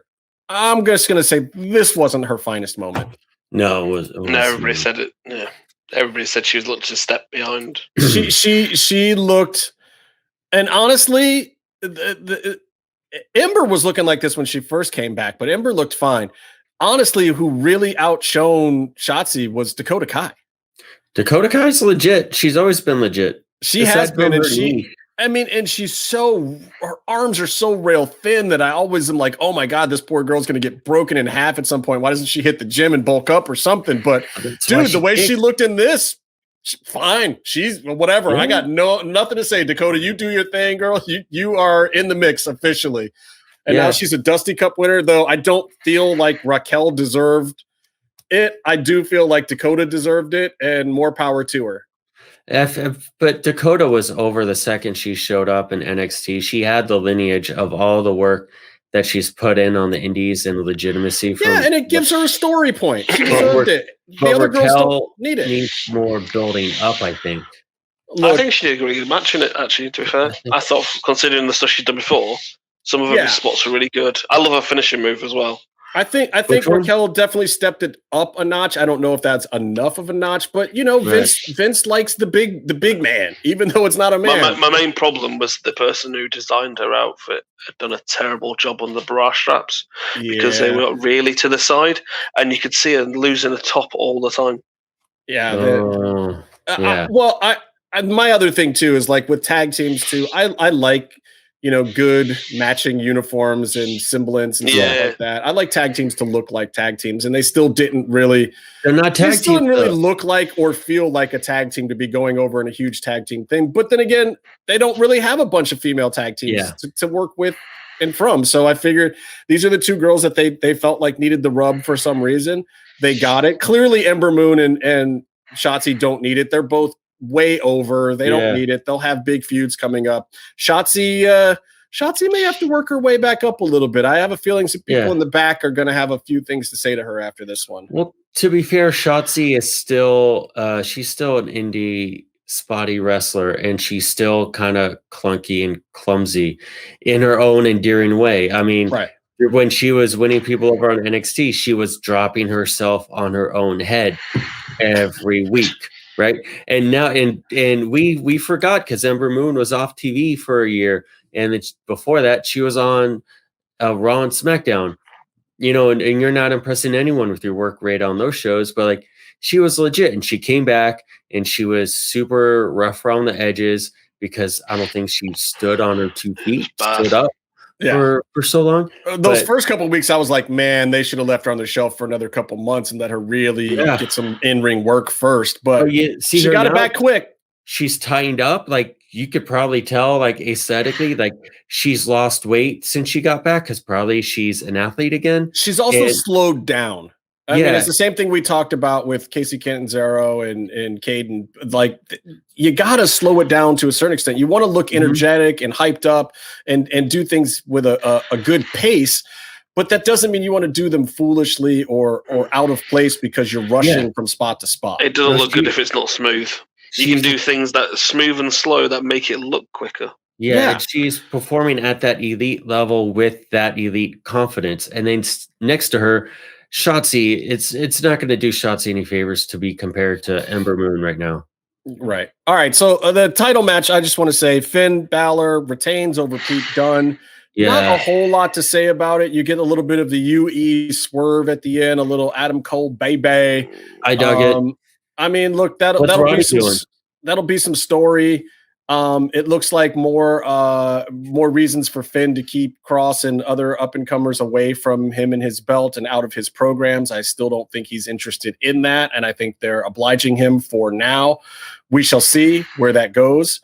I still would love to see it come down to Cross versus Balor at Mania weekend, either at Mania or whatever takeovers that weekend. Cross just grab him from behind and drop him square on his fucking stupid potato munching neck. I really think that I hate Finn Balor. It's because he's Irish, right? I think you really might get Cross taking the belt off of him somewhere around WrestleMania adjacent. I think that'll happen. I don't want him to take it off him. I want him to rip it from his cold, dead corpse. But he's not going to. Through his stomach. I'll tell you what. I'm like so not excited about the match. Pulls it out of his chest. I think, and this is probably the smart call, I have a feeling that Cross will go out there and play patty cake with Finn. I think that he will barely touch him. He's going to let Finn have his match. I think Finn is going to have to drop the belt to him, and Cross does not want to rub it in his face. Cross is politically a very smart guy. I don't think he's going to mess with Finn at all. I really think it's going to be a horrible match to watch. I think it's going to be total patty cake out there. I think Cross will go super duper easy on him, let Finn control the whole match the way that he wants to. Then he's just going to take his belt, and everyone's going to forget that Finn Balor ever existed, and Cross will have won a completely different way than having to go hard. Cross is going to be asked to go out there and just hit it to first base, because the main important guy is on last base, and we need to get. I don't know that. I think people will be telling him to go out there and work it crazy. I think they will. I just think that I just don't see Cross doing that with him. I don't see him wanting to do that with him. I don't see it being worth his time. And I think that when he goes into business for himself in those matches, it's going to be to undersell, not to get his shit in. I see. I'm not on the same. I haven't heard what you guys heard or whatever it is that makes you hate Finn Balor so much. I don't hate him at all. I like him. I loved the match. I mean, this match to me was a Pete Dunne match. I saw Pete Dunne and Chris Hero do a match very similar to this at an NXT house show, where it was nothing but mat wrestling until the finish. And I feel like that's really strong in Pete Dunne's game and what makes him a threat. And I feel like Balor really worked with that, and really they both, like, there was a tremendous amount of psychology, and they worked the limbs, so they both had the weakness. Then they start doing the spots and the suplexes and the moves, and the weaknesses they establish help them counter or make the moves more important. And then you get to the end when they're just grasping for straws and I mean, the finger break I think is stupid in wrestling, but. And if you're going to do it, you got to do it like Tommy Dreamer did it on the Impact pay-per-view, because that was like, he's curling his finger all funky and making it look like it's way out of joint and then popping it back in. Yeah, we talk about Finn Balor doing this. That's mummy hands. Like he's trying to sell that. He's trying to sell that. A fucking dickhead. It's just he is in a spot to sell a dumb concept in wrestling. Well, I think here's the thing. I think that Finn did the right thing here, in that this was done for him and Pete to put on a match for the boys back home, to show like, hey, look at where we got in a few short years with wrestling out of the UK. This is our moment. Let's, give the fans back home a little something. And there's nothing wrong with that. I think that Finn has earned the spot to be able to do these kind of things. And when I say the stuff about Cross, I don't think that Finn's being a dickhead at all. I think that Finn is relishing in his spot, doing everything that he can with it. And a guy like Cross, who is obviously the future of the company, has no place in the sphere of Finn for what Finn wants to do. And I don't think it's any disrespect by either guy. I just think that they're going to cross paths at some point in time, and it doesn't benefit Finn. It's going to benefit Cross. He has to put over the other guy, and that just sucks for him. So everything that he does up until there needs to be as far away from that as possible. I think he knows it's coming, and I think Finn will do fine with it when it happens, and I think Cross will be very respectful of it when it happens. But it's going to be more of a passing the torch moment instead of some big feud or rivalry or some match that's going to make us all excited. It's just going to be, this is the end of Finn's time. This is the start of someone else's time. I think it'll be is the fact that UE breakup made no sense to happen when it happened. It made no sense yet. It makes sense to me. Give it. Why were they there? Why were they there? Because they've had his back for the past few weeks, and O'Reilly and him have been tagging. Like, they earned the respect, and they have the Bullet Club. Want his title, and they have the Bullet Club sort of thing. But what you had was on his own, Adam Cole has been in the background, and maybe he'll cut the promo and say this, or maybe whatever direction. Does it not take away from the big swerve happening at the end of someone else's match or incident? No, look, it's the WWE thing we talked about a few weeks ago. That was a swerve that was done for the package. And when you get the package going 2 weeks from now, it'll make sense. It's the highlight you had to have.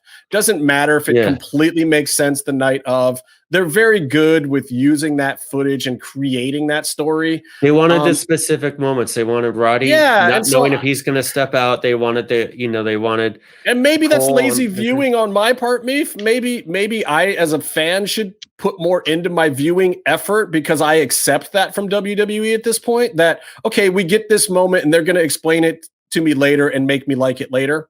I don't know. Maybe that makes me lame. Because you're right, it didn't totally add up in the moment, but it added up more than Sammy Guevara taking the camera into the locker room and then being mad about the recording on AEW. But for me, it was more that kind of thing where, like, O'Reilly had the second good match with Finn Balor, and Adam Cole can see him taking over the group, so he makes the decision. Then that's how I see it. To me, it just seems a bit weird to happen after this match. It just seems weird placement, but it seems like it's been shuffled up. Like we were talking about last week, things seem to have been shuffled to fit in with a certain pattern. Things are moving around quickly. I feel like there's been some drastic changes leading into WrestleMania season. I think they're really sorting some things very quickly.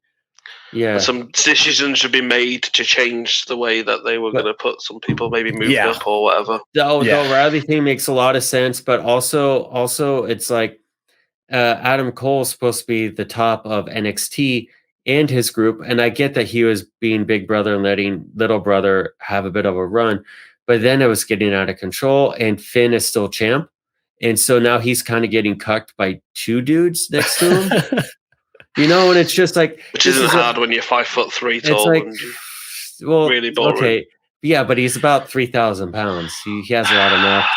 But it's just like this. We all have our sense of pride, and as an athlete, as a competitor, I could see him. Especially, they're not good guys, so I could see him going into business for himself. No, I get the. That was the great idea.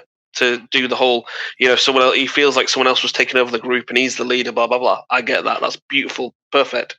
It's just the timing seems like it, like I said, everything seems like it's been fudged into spots where it really doesn't. Dude, you get this during WrestleMania season in general, which is why I give them props on what they're doing with Bianca and with Edge over on the big shows and working through this Elimination Chamber thing and whatnot. Like, it seems like over there, they're being a lot more careful this year. And at NXT, it feels more like everything is the way it always is leading into WrestleMania season. Like, they're still deciding what the big programs going into that weekend are going to be. And it's kind of in flux.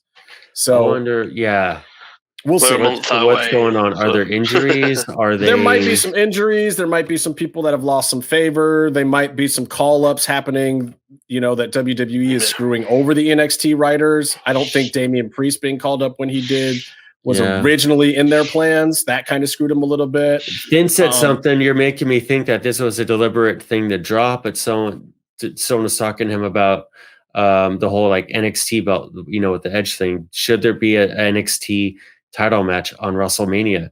And he made the point, first and foremost, like, NXT takeovers are really fantastic and they're great and they all take a lot of pride in takeover, and he doesn't want to do anything that would diminish takeover. He wouldn't want to move the title match. Look, if it was Balor versus Cross, I could see you doing it at Mania. But he said NXT belt. He said, like, defend it twice, cool, but like take care of takeover first, right? And then if you want to do another, I get it, but at the same, you work from the top down. It doesn't work from the bottom up. It just doesn't go that way. Oh, for the case that Edge still hadn't picked anybody, and you were going into WrestleMania evening not knowing, and then he did it on, say, NXT Takeover. Came in after the title match. But they can't. Then fair enough. And that's the crappy thing. We're not selling tickets though, so that's the way the storyline should go. But they can't do that going into WrestleMania. There's too many sponsors and other things going on. Yeah. So the problem with doing that is you'd have to set tentative matches for the champions that Edge could then override. You couldn't go in not announcing who Roman Reigns was going to face or who Drew McIntyre, whoever the Raw champion is at the time, is going to face. Marquee matches. You got to have those marquee matches already announced just for sponsorships alone. And don't forget, it's a publicly held company. So to a certain extent, even though card may be subject to change, you still have to put together an actual card. You can't leave it up for debate. Well, you can always have that thing of Edge, like, 3 matches on there. Who's, these 3 people you could face. It's possible. Yeah. Right, so the last, there's stuff the last they thing I can want do to to talk keep about, it interesting, but not, get it. Kind of goes to this, and Meef, I know you're not a huge fan of Gargano, but here's what I want to talk about with Gargano for a minute. It was a good match. But what do you do with Gargano? Here's the thing. My favorite era of Johnny Gargano is him and Tommaso Ciampa working their way up as the tag team extraordinaire. They're putting in the hard work. They're great guys. Everybody in the back loves them. Like, Johnny Gargano has done his work. That storyline went exactly where it was supposed to go. They broke off into singles. Johnny became a top guy for a while at NXT, which for a guy his size and his career trajectory, without really being that gimmicked up, is a phenomenal thing. But also, I loved exactly what they did with it. And at a certain point in time, storylines have to end. The Johnny Gargano story up until that point played out exactly the way it should have. He should be super thankful and grateful to have gotten it. But now what? Now what? What do you do now? Because you get to a match like this, and the whole work up to it, he's working comedy spots. He's worked comedy angles. I don't know. Like, what do you do?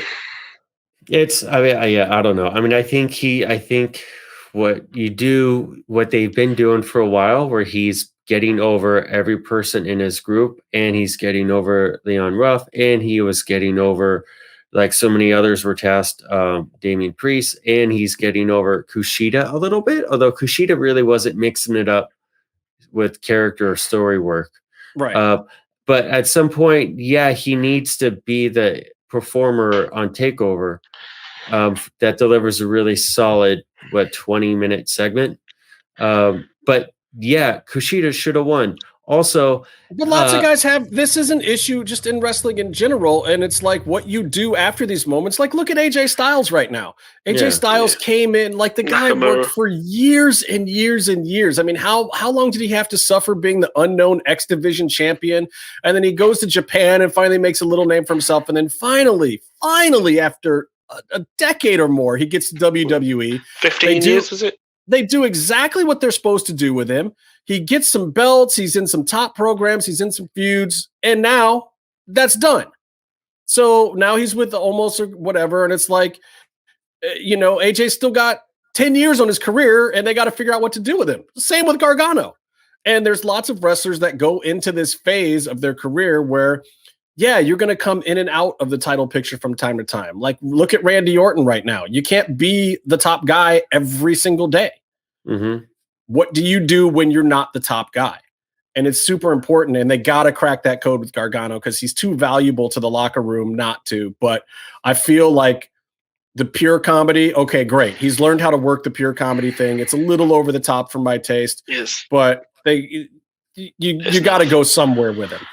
Yeah, he still needs to be a legitimate competitor, and he still needs to deliver 20 to 30 minutes of 4-star minimum entertainment. It's like we all love the storyline of his gear. We all love that when he used to do, Ciampa would wear something Venom, and he would wear. What was he this time? Was he like Wolverine jacket? Wolverine jacket, yeah. But it's actually just X-Men, but blah blah blah. Yeah. But the whole thing is now it's like, the way, and it's like, it's too fucking like Mandalorian bollocks. You know what I mean? It's just like, it's too much. Well, that's because they were watching Mandalorian. It was a new season. I know, but it's just but it's that kind of thing of like, you can tell we've got nothing to do, and this is the best idea we could fucking but you know what he should be doing? What he should be doing is he should be a little bit of a heel manager right now for Austin Theory. Yeah. I don't think that's the greatest thing in the world, but it keeps him there, and it keeps you not questioning why he isn't in a bigger program. Yeah, but they do have a direction to go because Austin Theory went missing. My problem. There's going to be I think they're slow burning a Loomis thing. Yeah, of course. Yeah. Of course. My problem with the whole Gargano thing is like we enjoyed him again. The like you said, the Ciampa thing was really good, and the way they had their matches was really good. And there became a certain point where Johnny Gargano became really, really boring at takeovers. This was a good match. I enjoyed the match to a degree because it wasn't kicking out every fucking 5 seconds. Yeah, it's a little bit 2 and different 3 style. quarters. But it's just like I just genuinely don't fucking care about him. He's like a beige bath towel. Well, but that's the thing. Here's the thing. I don't piss. think you should care about him right now, but what they need to do is find a way to keep him available for the next time that they need you to care about him right now. They don't need you to care about him right now. He's not a consequential character, but he is an integral part of that locker room, so they got to keep him viable. That's all that they need to do. It just feels to me like he's keep him viable. Really, it's almost like for me that it looks like you've squeezed the juice from the lemon and there's just nothing left. That's what it feels like. It just feels like, yeah, he's still like he's good and he does good matches, yay. And it's like, but it really just is like, what do you do with him? Because like you said, he can't go up. We've experienced that before. It is what it is. And so he's just there, and it's like the gimmick where he was doing the thing of being Mr. NXT, you know, I'm the guy, blah blah blah. That was fine to a degree. But but he also he's just plopping along in a boat. He's lost every single title defense that he's ever had, and they even made a story out of that. So now it's part of his stigma. So I get like, okay, well, let's give him a few title defenses with this belt. Let's give him a fair chance. All right, look, we're more than out of time. We ran out of time ago. What else? What are we talking about next? Nothing. We're going to talk about. Hey, don't forget, get in your questions for Vampiro over there at the Lucha Central or Expo Lucha websites. We'll put it up on our social medias. And next week, don't forget to come back because we're going to be talking about the very first inaugural Ultima Lucha. That's going to be the big deal here on Mass Mats and Mayhem. What? No, we talked about day 1 already on the show. No, we're going to talk about the big day of Ultima Lucha 1. Oh, yeah. Day 2. The 2-hour episode. We got a 2-hour Lucha Underground to talk about next week, Byron. So it's a 6-hour episode to look forward to. It's going to be hot. It's going to be super hot. In the whole live in-crowd stuff that happened, good and bad, during the Cerro Miedo match, Vampiro and Pentagon. It's going to be great to get into that. Well, hey, I wasn't even there, so I'll be happy to hear it myself. So you weren't? I wasn't there. I wasn't at the first Ultima Lucha. Son of a... So come back next week. Check that out. Go visit luchacentral.com and put in some questions for Vampiro. And until next time, stay calm and stay in the mix.